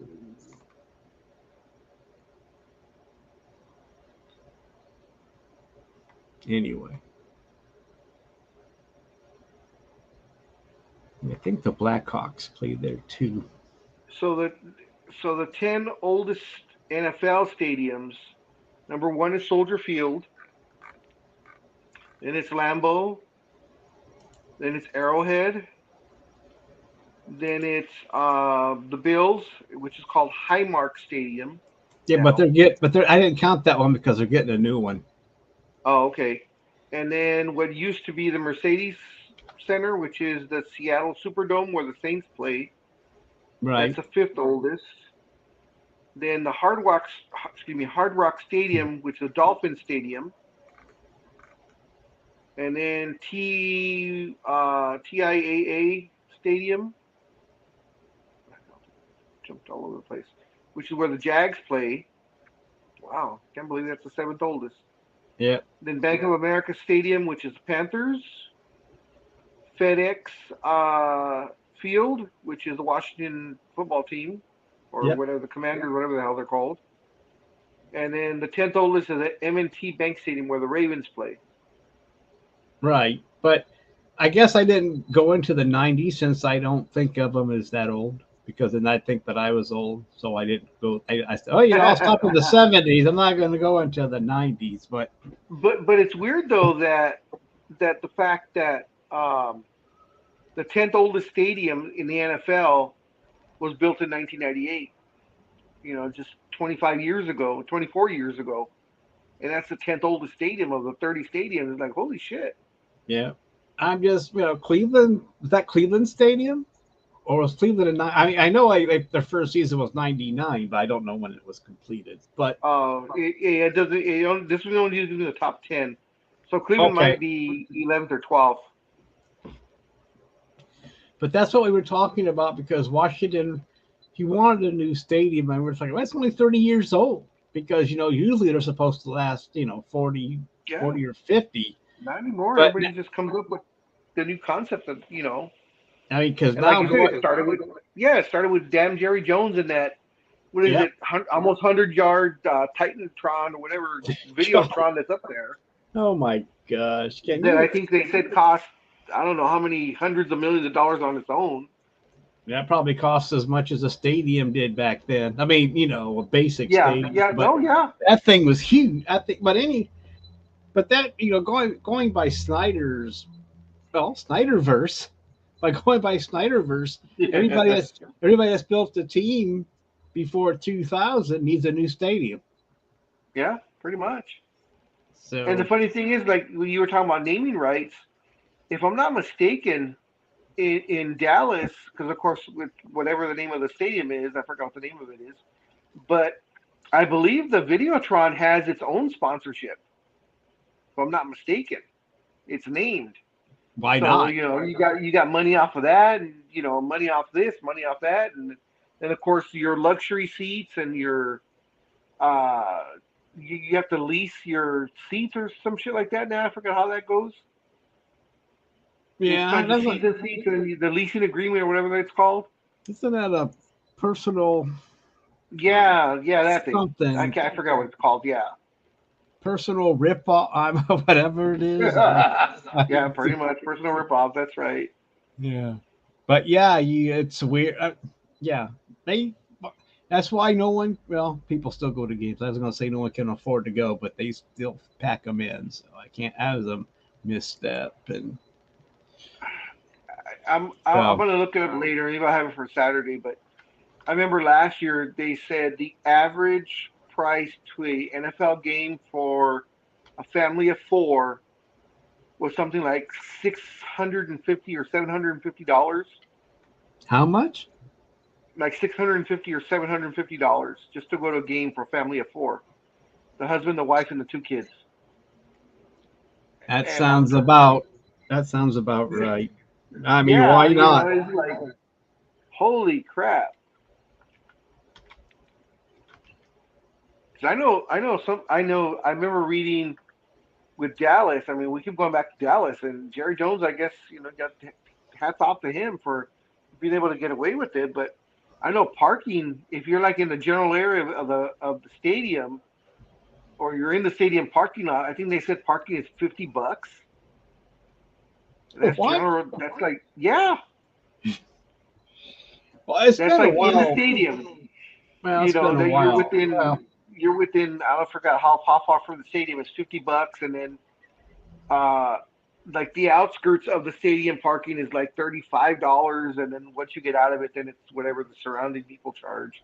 yeah, I don't But oh know my, because I mean, when we last time I went to Browns game was maybe 10 years ago, and I mean they have okay, lots of and there's lots of. I mean, yeah, you have to walk, but there's downtown parking. I mean, the thing is, yeah, yeah. so it only it. I mean, at that time, it didn't.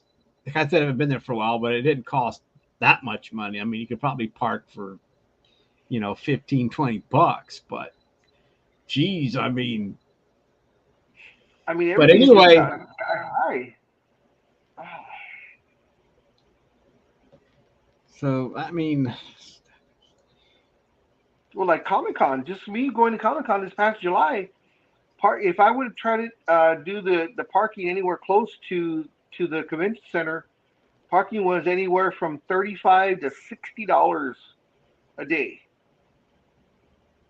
So I said, screw that. I'm taking the trolley for $2. that's what. I'll park at Old Town San Diego, which was about 15 minutes away, but the trolley, $2 to go, and I got the pass for the 4 days. It was a 4-day pass because it was actually it was like $6. So six going, six coming. So it'd have been $12 a day, but they had a Comic Con pass where you can go all 4 days for only $20, and that's round trip on all 4 days. So I was like, oh, that's more than worth it. So I Right. just parked there and took the trolley in. Don't have to worry about parking and the craziness of trying to find parking. But yeah, people were paying $50 a day. I was like, I'm not that crazy. Jeez. So, hey, where is this guy?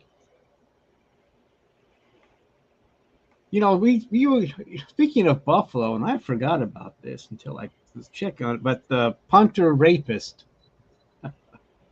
Oh, huh. So, I'm trying to see if I can.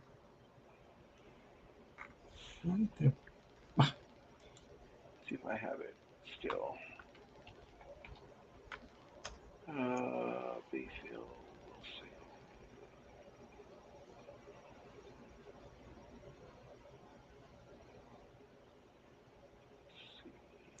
So what we well, him and two other guys, Yeah.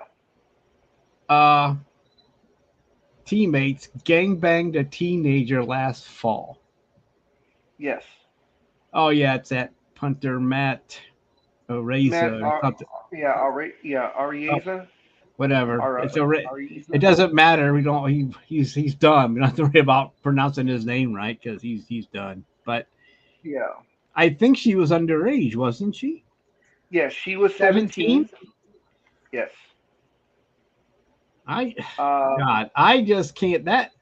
I mean, it seems like you don't hear much of it since he's gone. yeah, But he's in some deep shit. yeah, Because he is. Let's see if it says how old he is or not.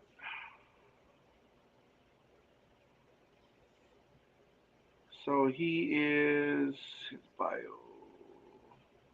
it's just as far as I can tell, it's He's just 20.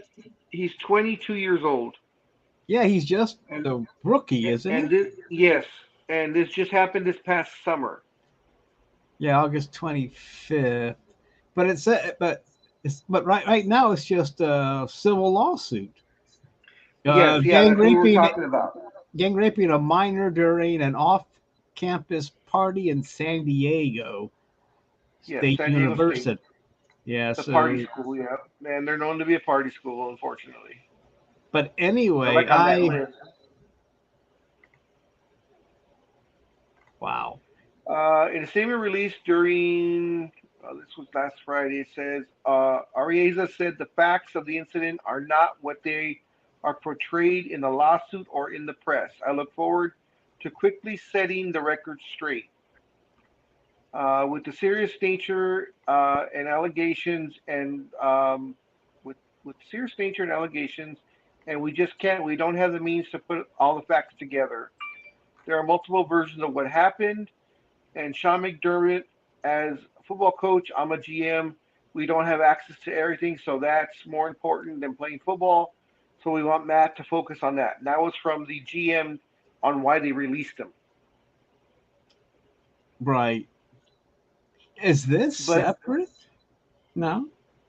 this was as of August 27th through ESPN. So there's a civil lawsuit going on, but it looks like there hasn't been an actual police investigation. It was reported to the police, and remember we talked about it, that there was a rape kit done, and I think what it is the DA is probably trying to get all the facts together before they indict him, since it just came to light just a few weeks ago. Right. So I Okay. think it's an ongoing process. Now I get it. Okay, the suit was filed on August 25th, but this took place October of 2021. So okay, yeah. But now it's just okay. And they're already painting her as being at fault, so to speak. They said she came in drunk, and that she was drinking even more there. But I guess there's witnesses that saw that she was drunk, and that Ariaza guy and the other two gave her more drinks, and then took her into the bedroom. So, like I said, it's conflicting stories right now. What? But okay, I'm trying to go back. Did you say that they're trying to paint her as the not being 100% the victim? In other words, his side is trying to paint her as she initiated it, and that she wanted 3 guys or 4 guys or whatever. It doesn't matter. And if she's drunk, that's already non-consensual. I mean, at least in this state, I don't know how it is in California. And the fact she was underage. Right, it doesn't matter what. And at a frat house, which makes it even worse. Because now the frat house is responsible now for providing alcohol to her, knowing that she was a minor. It's just like and underage. Yes, it doesn't matter if you go up there and say, "Well, she told me she was 18." It doesn't fly. But I don't. Anyway, I guess it'll all work its way out. Right now, that it's Yeah. But I mean, go ahead. No, I was just gonna say we won't really hear anything probably for at least another month or two, as far as like the DA, whether they're gonna do charges, what charges. The other two, because I know he went to the pros. One of the guys no longer plays football, and the third one, I don't remember what they said about him, whether he's still in college or what. But yeah. And the thing is, with the way the story read, you read the story and stuff, and all the things that were done, and there are multiple witnesses that have her, when she came out of that bedroom where she's bleeding, vaginally. They said, blood was coming, from her legs, and she looked like she was beat up. She had bruises and stuff on her face. Her clothes were torn. So, Yeah. Gosh, the thing is, it's been a few weeks since I've read it, because we were going to talk about it and then we didn't, and then things have been going on. But it doesn't matter. She's underage, so it's all over. Oh, even yeah. if she said yes, it's all over. I mean, it doesn't matter, you know. But you're right. I remember reading that she was saying that she was pretty, violent. She was Yeah. bleeding and Yeah. stuff. What happened to her? Yeah. What happened to her was really. Yeah. Or were there witnesses that said that she was bleeding, or is that just her account? No, Or don't you there know? were witnesses that when she came out of the bedroom, that's why they called the ambulance. Oh, Because okay. they saw how, I guess the guys had already left, and then when she came out of the room, they saw how badly she was. Okay. I was see. The thing was, is I was gonna. I didn't know if they had a chance to do a rape kit, but if they Yes, took her they to the did. hospital, okay. Well, then Yeah, they took her to everything. the hospital and they did the rape kit. Yes. Okay. All right. I don't know. It does. Anyway. Wow.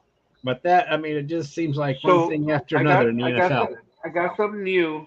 This was as of September 1st. Um, it says that she did an interview on Nightline. So the woman who has accused ex-NFL punter Matt Araiza and two of his college teammates of raping her during a party last year talked about the alleged incident in an interview with Nightline. The alleged victim, who was 17 at the time of the incident and was asked not to be identified, said the sexual assault took place last year during an off-campus party at San Diego State University and said it still lingers in her mind. She's suing Araiza, who was released by the Buffalo Bills, and the two former San Diego State football players, Xavier Leonard and Nolan Uwaliko, accusing them of gang raping a minor. The alleged victim says she wants charges to be filed and the men arrested. Quote, I am really looking forward, excuse me, quote, I'm really just looking for closure because I can't stop thinking about it. It says it took place at a party October 17, 2021. She was a high school student at the time. Arieza was 21, and Leonard and Ualiko were both 18 and were on the football team. Says she was intoxicated, in and out of consciousness that night, but they were several blocks of the night that she remembers just like they were yesterday. The alleged victim said she talked to Arieza outside of the house, where he gave her a drink and performed sex acts on her. After the initial encounter, the alleged victim says she was led back to inside into a bedroom, according to the lawsuit.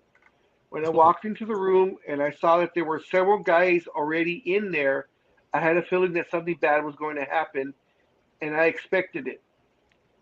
She said Arieza and the teammates violently gang raped her, leaving bruises and bloody marks.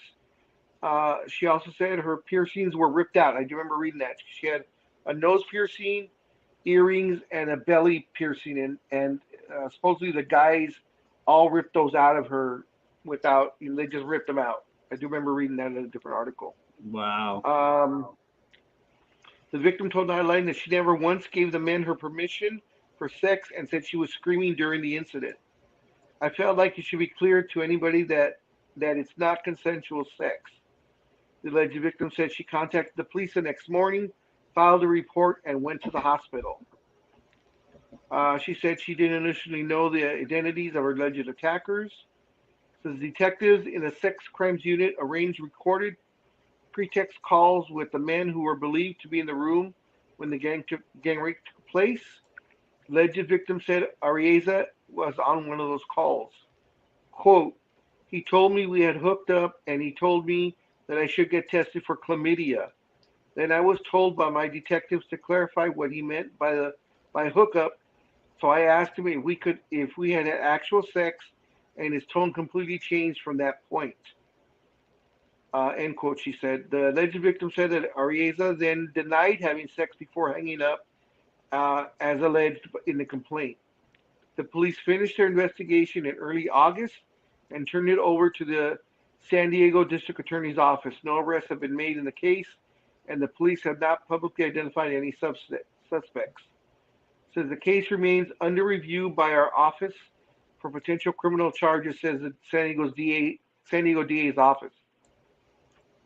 The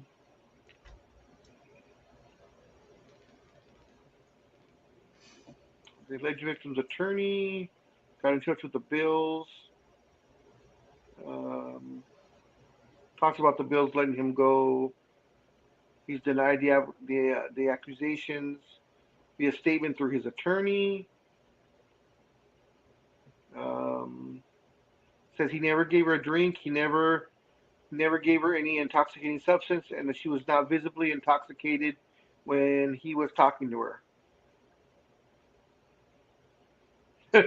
The parents came forward already and said that he's being extorted, discriminated against, harassed, and the subject of multiple and continuous threats of violence and death. We all have been canceled. Every member of our family, the parents said in a joint statement. They've all been canceled. Yeah, that's what they're saying. Okay. They've all been canceled. Okay, all right. As long as we get that straight. Uh-huh. And then she Wow. ends it by saying, I know I've made mistakes that night. However, I don't think that any sort of mistakes deserve what was done to me that night, and they still need to be held accountable for what they did.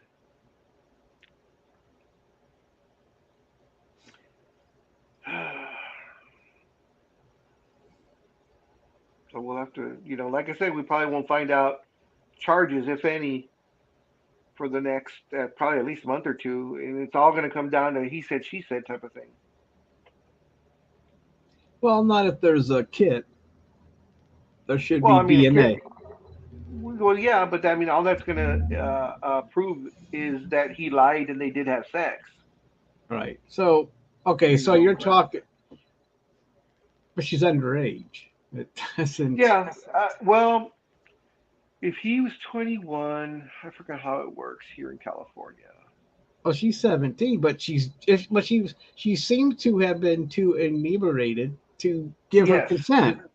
Yeah, and she said she was screaming the whole time and saying no the whole time. So, but that, of course, is going to go back to he said, she said, because he's going to say no, Well, she didn't say anything. We'll see if others heard her screaming.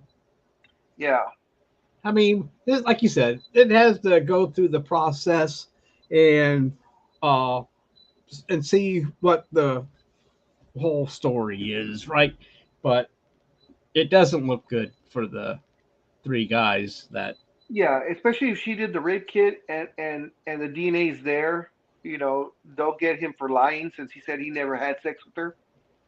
Because he was saying they hooked up, which I know in the teenage vernacular, hookup is anywhere from making out or filling a girl up or filling each other up to having sex. That is all considered hookup. So, that's why I think that's why when they were saying, can you elaborate? What exactly do you mean by hookup? And that's when his tone changed and he said, no, I never had sex with her. So, I mean, if the DNA comes back that, there's his DNA in her, then, they'll get him right there for lying, in a sworn statement, and then they can get the ball rolling from that, but. Yeah. Huh. Yeah. I mean, well, thanks for reading all that, Big Dog. That was a lot of that, but yeah, sorry it took so long, but Well, no, but like I said, we left off I think we left off, I don't know, a few weeks ago with that, and we never got back to it. Well, I guess something for you to keep tabs on there in South California. Yeah. Same thing with what's his face too, the Dodger pitcher, because he's still on what Major League Baseball's suspension or extended leave of absence or whatever the hell they call it, that he hasn't played all year. Yeah. He's still getting his contract, and I think he has one more year left on the contract after this year. Yeah, he hasn't played for 2 seasons. At least a season and a half, because I think it was at the beginning of the season when it came out of last season, beginning of last season when it came out, Yeah, remember we were talking So, about it last summer. yeah. I mean, it's all. I mean, it seemed Yeah. like I'd be in a weekly update for a long time, and then Yeah, Bauer. I couldn't think of his name. yeah, Bauer. Bauer. Yeah, Yeah, because every 2 weeks they would extend his time off because they couldn't do it for yeah, more than it had to be a 2 week done in every 2 weeks. right. And I believe on suspension. And yeah, who knows? I doubt if he'll pitch again in the majors, but he still has shit. I don't know, 12, $15 million left on the contract this year and next year. So Yeah, you know, he's not going to be hurt, but yeah. Unfortunately, still, but this kid though, he's done. I think. right. Unless they absolutely say no, it never happened. She lied, blah blah blah, and But even then, he's going to have a hard time finding a job in the NFL. Right, MLB. And yeah, I mean, well, the whole thing. We went through that whole thing last year, and but Yeah, yeah. so it seems like the line for Thursday is 2.5 in Let favor me. of the. I think it's I believe it's in favor of the Bills, if I'm not mistaken. Let me see. yeah, It was Ram. 2.5. It's still 2.5. Yeah, So as of right now, it's still 2.5. So, and I'm pretty sure the Bills are a great team. Even though the Rams won the Super Bowl, Bills were a powerhouse during the regular season. And I guess they're probably figuring championship ring time, all the jubilation and stuff. Usually whenever they get the rings, no matter what platform, whether it's baseball, basketball, football, the team usually loses that game because they're so excited they forget about they got to play still. right. Well, I know they're gonna lower the banner for that, and Yeah, uh, it should be a good game though. I mean, the Bills just don't. I don't know if the Bills have enough to get over that hump. I mean, yeah, they are a good team, but it just seems like they can do it during the regular season, but somewhere in the playoffs they falter. And yeah, and I well, first off, they can't get past the Chiefs. No one can get past the yeah. Chiefs except that. Well, the Bengals snuck out last year somehow, but it's. But I mean, I'm hoping the Bills should win that division unless something Oh happens yeah. in Miami, or Belichick No, somehow yeah. pulls something out of his ass. But you know, Yeah, the Bills, but I get what you're saying. The Bills are great during the regular season, but every time the playoffs come, I have that same feeling you do. It's like, nah, they don't. They just don't have it yet. I do that. There's a few basketball teams that I'll do that. Like they're great during like the Phoenix Suns. I'm like, they're great, but they don't scare me in the playoffs. The Bills don't scare me in the playoffs. no, I don't know. I mean, they're playing good football, but I don't think it just things haven't fallen their way yet to get to Yeah, a Super Bowl. I mean, because you got to think about it. I mean, the things had to fall the Bengals' way to get past Cincinnati. I mean, not Cincinnati. They got past themselves. The Chiefs. yeah, I mean, yeah. especially with that offensive line that they had last year. I mean, how did they? But anyway, it doesn't matter. Every year's different. So, and I don't think the Chiefs are going to be hurting that much without Tyreek Hill. I think they'll be able to continue Oh yeah. on their path. But the West, I think, should be interesting. The Raiders should be in it. I think. I mean, at least a wild card, wouldn't you think? Or aren't you that excited I, about them I yet? would I would think so. No, only because of every single year I have the same thing where you look at them at the beginning of the season, you're like, this is a well, when it was a 16 game season, this is you're looking at it going, wow, this could be the 11-5, 10-6, maybe 13-4 or 13-3, but something just happens with these guys that they lose the stupidest games that they shouldn't be losing, and it's frustrating because you see the potential that's there, and the money that they're paying some of these guys, and you're just like, it's just frustrating. I mean, you've gone through that, Yeah. It's Last year. just frustrating. Yeah, it's just frustrating. I mean, I know that Baker. And- I mean, I keep saying Baker was hurt, but still, they had so much firepower, high expect. Yeah. But this was started before Baker was hurt. I mean, I just can't say Baker was hurt because it's like week one, like, here. Well, I think they played the Chiefs first, and I kind of expected a loss there. But after that, they still kept going. It's like, come on, what's going on? I mean, but yeah, I know what you're saying. And I'm just thinking that the Raiders. I mean, they should. I don't see how they could. I don't think the Broncos are ready. Yeah, it looks like this is a perfect year for the Raiders. They picked up some nice pieces in the offseason. Looks like Derek Carr's in his right mind and he's healthy. And they got rid of Chucky because I always thought when Chucky came back, he was not the coach for the Raiders. It was great that he came back, great homecoming, blah, blah, blah. But I have felt that the way the NFL's played had passed him by. He had that old, 10, 15 year ago mentality. And, these guys just don't react to that anymore. So I'm hoping for a good season. But, we'll wait and see. But all I know is that I'm just happy that the Cowboys will always go down as the dumbest playoff, mess up of all time when they just ran out of time. Remember that? Yeah. It's like I'm ready to send that little snippet to my buddy who's a diehard Cowboys fan and just put always remember. Well, I hope that McDaniels has learned some lessons from last time he coached, where he was ran out of town by Denver, wasn't it? Denver, yes. And then he went back to New England and spent how many years there as as their offensive coordinator or whatnot. Yeah. And so I don't know if he learned his lesson, but hopefully he picked up some.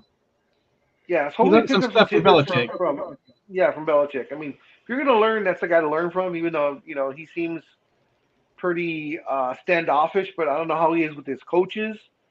But even if he is that standoffish type of thing, I mean, just being under him and seeing how he coaches and the way he, his chess game that he does and the whole thing, you can't help but learn from a guy like that. So I'm hoping that he learned, but we'll see. Well, he has claimed that the Raiders are not Patriots West Coast. Yes. Not Raiders I've West heard that a couple times, yes. So hopefully that's true. Well, not too true, because I mean, Belichick had his, you got to still take what you've learned from that tree and just go with it.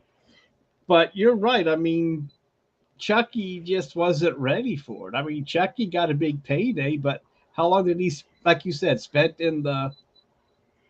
Yeah, he was in the booth for what, almost 10 years or so, whatever it was. Or network, or doing talking head type of deal. Yeah, and a lot can change in a decade. Oh yeah, definitely. And it looked like plus he got in trouble too for not reading the handbook for the last 10 years. Oh, you can't do that anymore? I still have a problem with that. I mean, those type of guys that have been around for 20, 30 years, they've had bad emails or they've had bad text or whatever sent out. But at that time, and I know Scorekeeper disagrees with me, during that time, no one made a big deal about when you said stuff like that. To a certain point, depending on what you said, of course. But, and to hold someone, 30 years later or 20 years later saying, 20 years ago he said this, and he gets fired for it. I'm like, Yeah, how far back do you go? I mean, cancel culture goes all the way back. I mean, they don't care. They just see something on YouTube and it could have happened 50 years ago. Oh, wait, whoa. It's like, well, it's a whole different time. And it was 50 years ago. Who cares? Yeah. It's ancient history. But Yeah, not to certain people. but it's a whole new time for the Raiders, and I hope that they can perform this year. I mean, at least get to the playoffs and actually go pretty deep. I don't know. It depends. I mean, I guess the most disappointed that for the Raiders that I've seen in the past was when David Carr broke his leg, and you Yeah. guys were ready to. I think you guys were right Yeah. there, and he Yeah, breaks his we were leg. ready. He breaks his leg. I think it was the last game of the season, second to the last game of the season. We were having a Yeah. great season, and yeah, that You was guys were on heartbreaker. fire, man. You guys, I mean, you guys hit your stride. You were going in, and then David Carr breaks his leg, and it's like, oh, what else can go wrong for those guys? I mean, jeez. Yeah, yeah. But it Well, happens. But hopefully we can get back to that type of gameplay and then just ride it into the playoffs because I would love to see them at least get past the first round, at least get into the second round. make it You know, respectable. yeah, make a good game of the playoffs. But And you then know, build on next year. Or do you yeah, think? I mean, do you think the Raiders? Well, it depends. Raiders could catch a break here and there.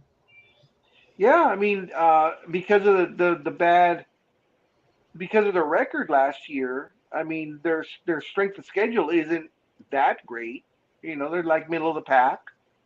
So I used to remember with the Chargers every year where they would have that one great season, so they'd have a tough schedule, and then they would be really bad.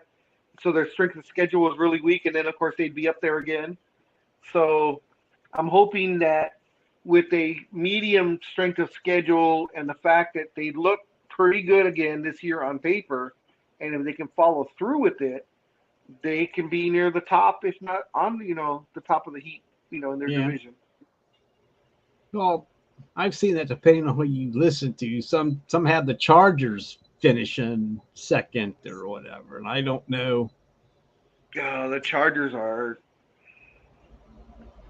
I Or let's put it this way: even if the Chargers were to end with a better record, I'm not afraid of the Chargers at all.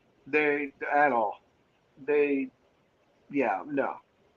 The Chargers don't impress me at all. they don't impress me either. I was kind of surprised when they said, "Well, the Chargers." I'm thinking, where'd they come from? I mean, they've been, they. I know they're Los Angeles now, but it just seemed like they got lost in the shuffle because no one, it was okay when they were Yeah. San Diego and had this whole place to themselves, but now they're just tenants, right? As far Yeah, as and it was sad that where they were playing, which what used to be the Home Depot Center, I forgot, I don't know what it's called now, or maybe it's still the Home Depot Center. When they were playing there temporarily while they were building SoFi, I thought it was hilarious that they couldn't even sell out a 10,000 seat stadium because that one is a soccer stadium and it only held 10,000 or 11,000, and they could not sell out. Most of the time, you could game day. They said you could walk up to the to the ticket booth Oh and get my. tickets, no problem. Wow. And the only time they would sell out is when the Raiders came or the Niners came to town. Other than that, there was always seats available, and I thought that was indicative of the team. And this is when they were 12-5 and stuff like that, and they still couldn't sell out the damn stadium. No, that's crazy. Yeah. But that's what I mean. I just didn't think it would. I know that the Chargers wanted a new stadium forever in San Diego, and they just wouldn't pass anything to build it. Yeah. So they, And, but I and they don't, still I have don't, it. no, I believe they're. I think now some construction company bought it, and if I'm not mistaken, they're tearing the stadium down. Qualcomm. They're destroying it, and they're going to make a massive housing condo complex there. Because Right. I forgot how many thousands of or hundreds of acres there is available right there. So, and it's prime real estate because it's right off the freeway. It's right where the 15, I think it's the 15 and the 8 interchange, which is a big hub area there. So, and on the other side of the freeway, there are business. It's business mixed with condos.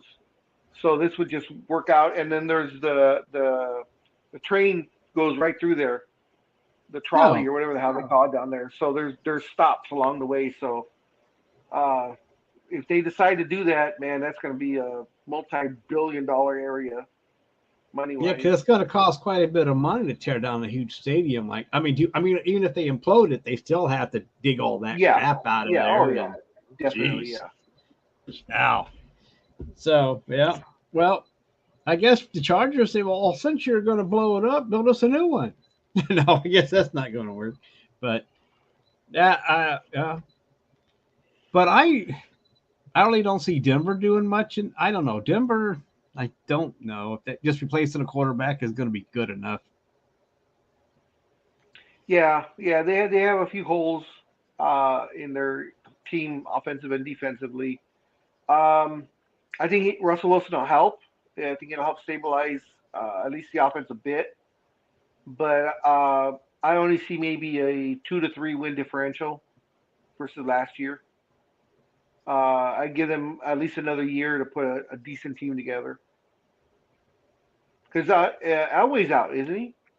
Isn't he no longer with the executive staff, or is he still there but really doesn't have power anymore, or something like that? Wasn't he stepping away? You know, all I know is he lost almost $1 billion.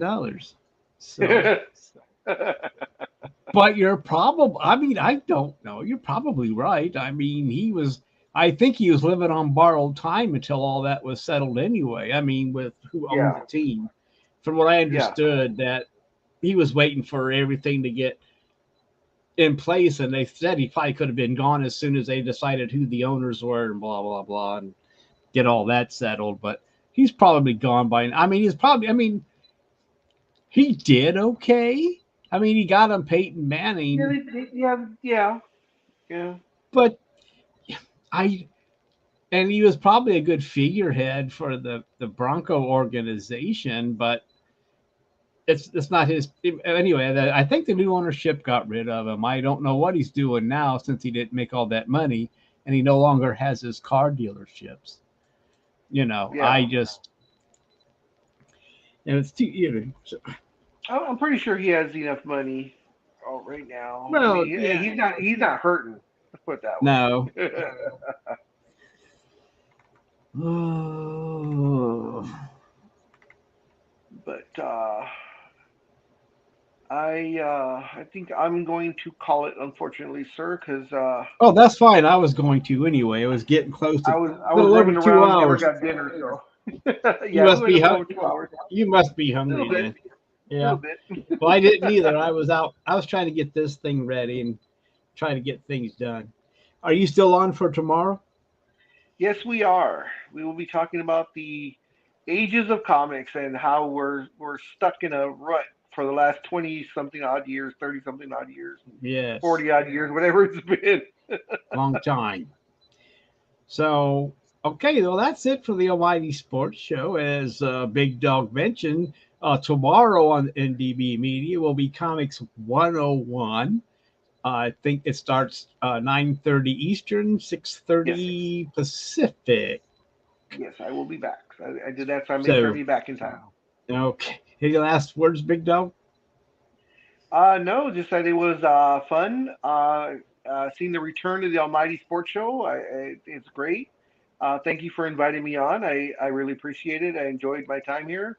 Well, And, thanks for being here, so I wouldn't be a loner. Looking forward to more shows, and we'll get, this is more an in-depth type of show than what you're used to on Saturdays, where we just kind of cover everything. But it's great to have you back. And Right. Well, I'm not, I'm still not, this is the first episode. We still got things to do. And if you continue to be on, I wouldn't mind getting into more deeper conversations about wrestling too. I mean, I know without Speedy, it kind of, he's the, be ready on Saturday, because the shit hit the fan on Sunday. So wow. there is major stuff going on. Just a real quick synopsis. Okay. Sunday was AEW's All Out show, which is their WrestleMania. So that's their big show of the year. Okay. Main event was CM Punk versus John Moxley. CM Punk won the title back. Excellent pay-per-view. It went forever, but it ran smoothly. There were 15 matches altogether, but it didn't seem slow. So I give an A for the pay-per-view. But the shit hit the fan afterwards when they had what, and I've never heard it put this way, but when the media gets together to do the interviews, AEW, for whatever reason, calls it the media scrum. And I'm like, okay, whatever. Call it whatever you want. First out was CM Punk, who just won the title, and he looked kind of pissed off. So I guess someone asked him what he was pissed off about. And he went on about a 15-minute rant about rumors and that no one's professional. And now the executive vice presidents of AEW are 3 wrestlers, which are the Young Bucks, Matt and Nick, and Kenny Omega. Now, these are the guys that started the whole AEW concept before the cons came in and gave it a name. They held their own pay-per-view because they were told they couldn't do it. So they went out and got the venue in Chicago and sold it out in like under 5 minutes. When we were told no one could do that other than WWE. So they proved themselves. The company was started, blah, blah, blah. So CM Punk went out and said, and I apologize for the cussing, but he said, these guys, the EVPs are a bunch of fucking idiots. They couldn't fucking run a Target, let alone a wrestling company, so they should shut their fucking mouth. That they're nothing but this, nothing. And he went on and on. And everybody knew who they're talking about because there's only 3 EVPs, which are those wrestlers. Right. So after he went on his rant, now mind you, Tony Khan, the owner of the company, is sitting right next to CM Punk with a dumbfounded look on his face, like, what the hell is going on? And he doesn't stop him from talking, though. He just lets him badmouth his executive vice presidents and badmouth the other wrestlers, and he just went on and on. After that, CM Punk goes to his private locker room, his private room, because even though he's supposed to be one of the boys, but yet he has his own locker room, so whatever. Okay. So the Bucks and Kenny Omega went in there and started with like, what the fuck, dude? What the hell are you talking about? And CM Punk was the first one to throw fists. So there was a fist fight, and the guy that was with CM Punk, one of his, I guess, closest friends, got involved also and threw a chair at one of the Young Bucks, and it hit him in the eye. One of the Young Bucks in the eye. And then the other one, Kenny Omega, I guess, was trying to intervene, and Punk's friend got him by the hair and bit him on the arm. So finally, yes, it was. They said it was all out brawl. That it was just a melee. People came in rushing. All kinds of wrestlers came in rushing to separate everybody. And for the past 48 hours, the wrestling media has been going fucking crazy because they're saying because there's rumors that the Bucks and Kenny Omega say they're going to quit the company now if nothing's done to Punk. Punk says, I'm going to quit the company if you fire the guy that was helping me out, because he's my buddy, even though he threw a chair and bit the other one. You can't do anything to him because I'm going to quit. They're saying that maybe everybody's going to be, of course, reprimanded, fined, maybe suspended. They're saying maybe CM Punk, they're going to make him drop the title on Wednesday as punishment. So everybody pretty much is just waiting for Wednesday, tomorrow, to see what happens on AEW Dynamite. And if anything's even going to be mentioned about it. Because they're saying none of the main players are talking about it because they say the police are possibly involved right now. Why? Because of the chair being thrown and being one of the wrestlers being bitten in a fight. Well, yeah, that's rabies. So, but yeah, so get ready for Matt. Matt's gonna have probably all kinds of Oh, my. misinformation, but I'll set him straight. Miss it. Well, God. But with that, we'll see. But once again, I thank you for the Almighty Sports Show No, bringing it no, back. no, and no. Thank love you. being I'm on glad. here. It's been awesome. So as you just heard, join us Saturday morning, Sports Talk with the guys, and we'll go more in depth on what all this brouhaha is going on. And not only that, but WWE news and whatever else Matt can come up Whatever else with. happens in sports. Yep. Football season will be in its. We'll start it off, and of course, we will have our predictions. Right. At 7 a.m. Pacific Right. time. And that's true. We will be able to talk about Thursday's game. And so anyway, everyone check out the NDB Media Facebook page. Our picks for Thursday should be there. Yeah, they're I either hope. going to be there or they'll be in the morning. Now, if they're not there in the morning, I will text Roger to make sure he puts them up. Okay. Well, thanks everybody for joining us on this inaugural episode of the Almighty Sports Show, number 46.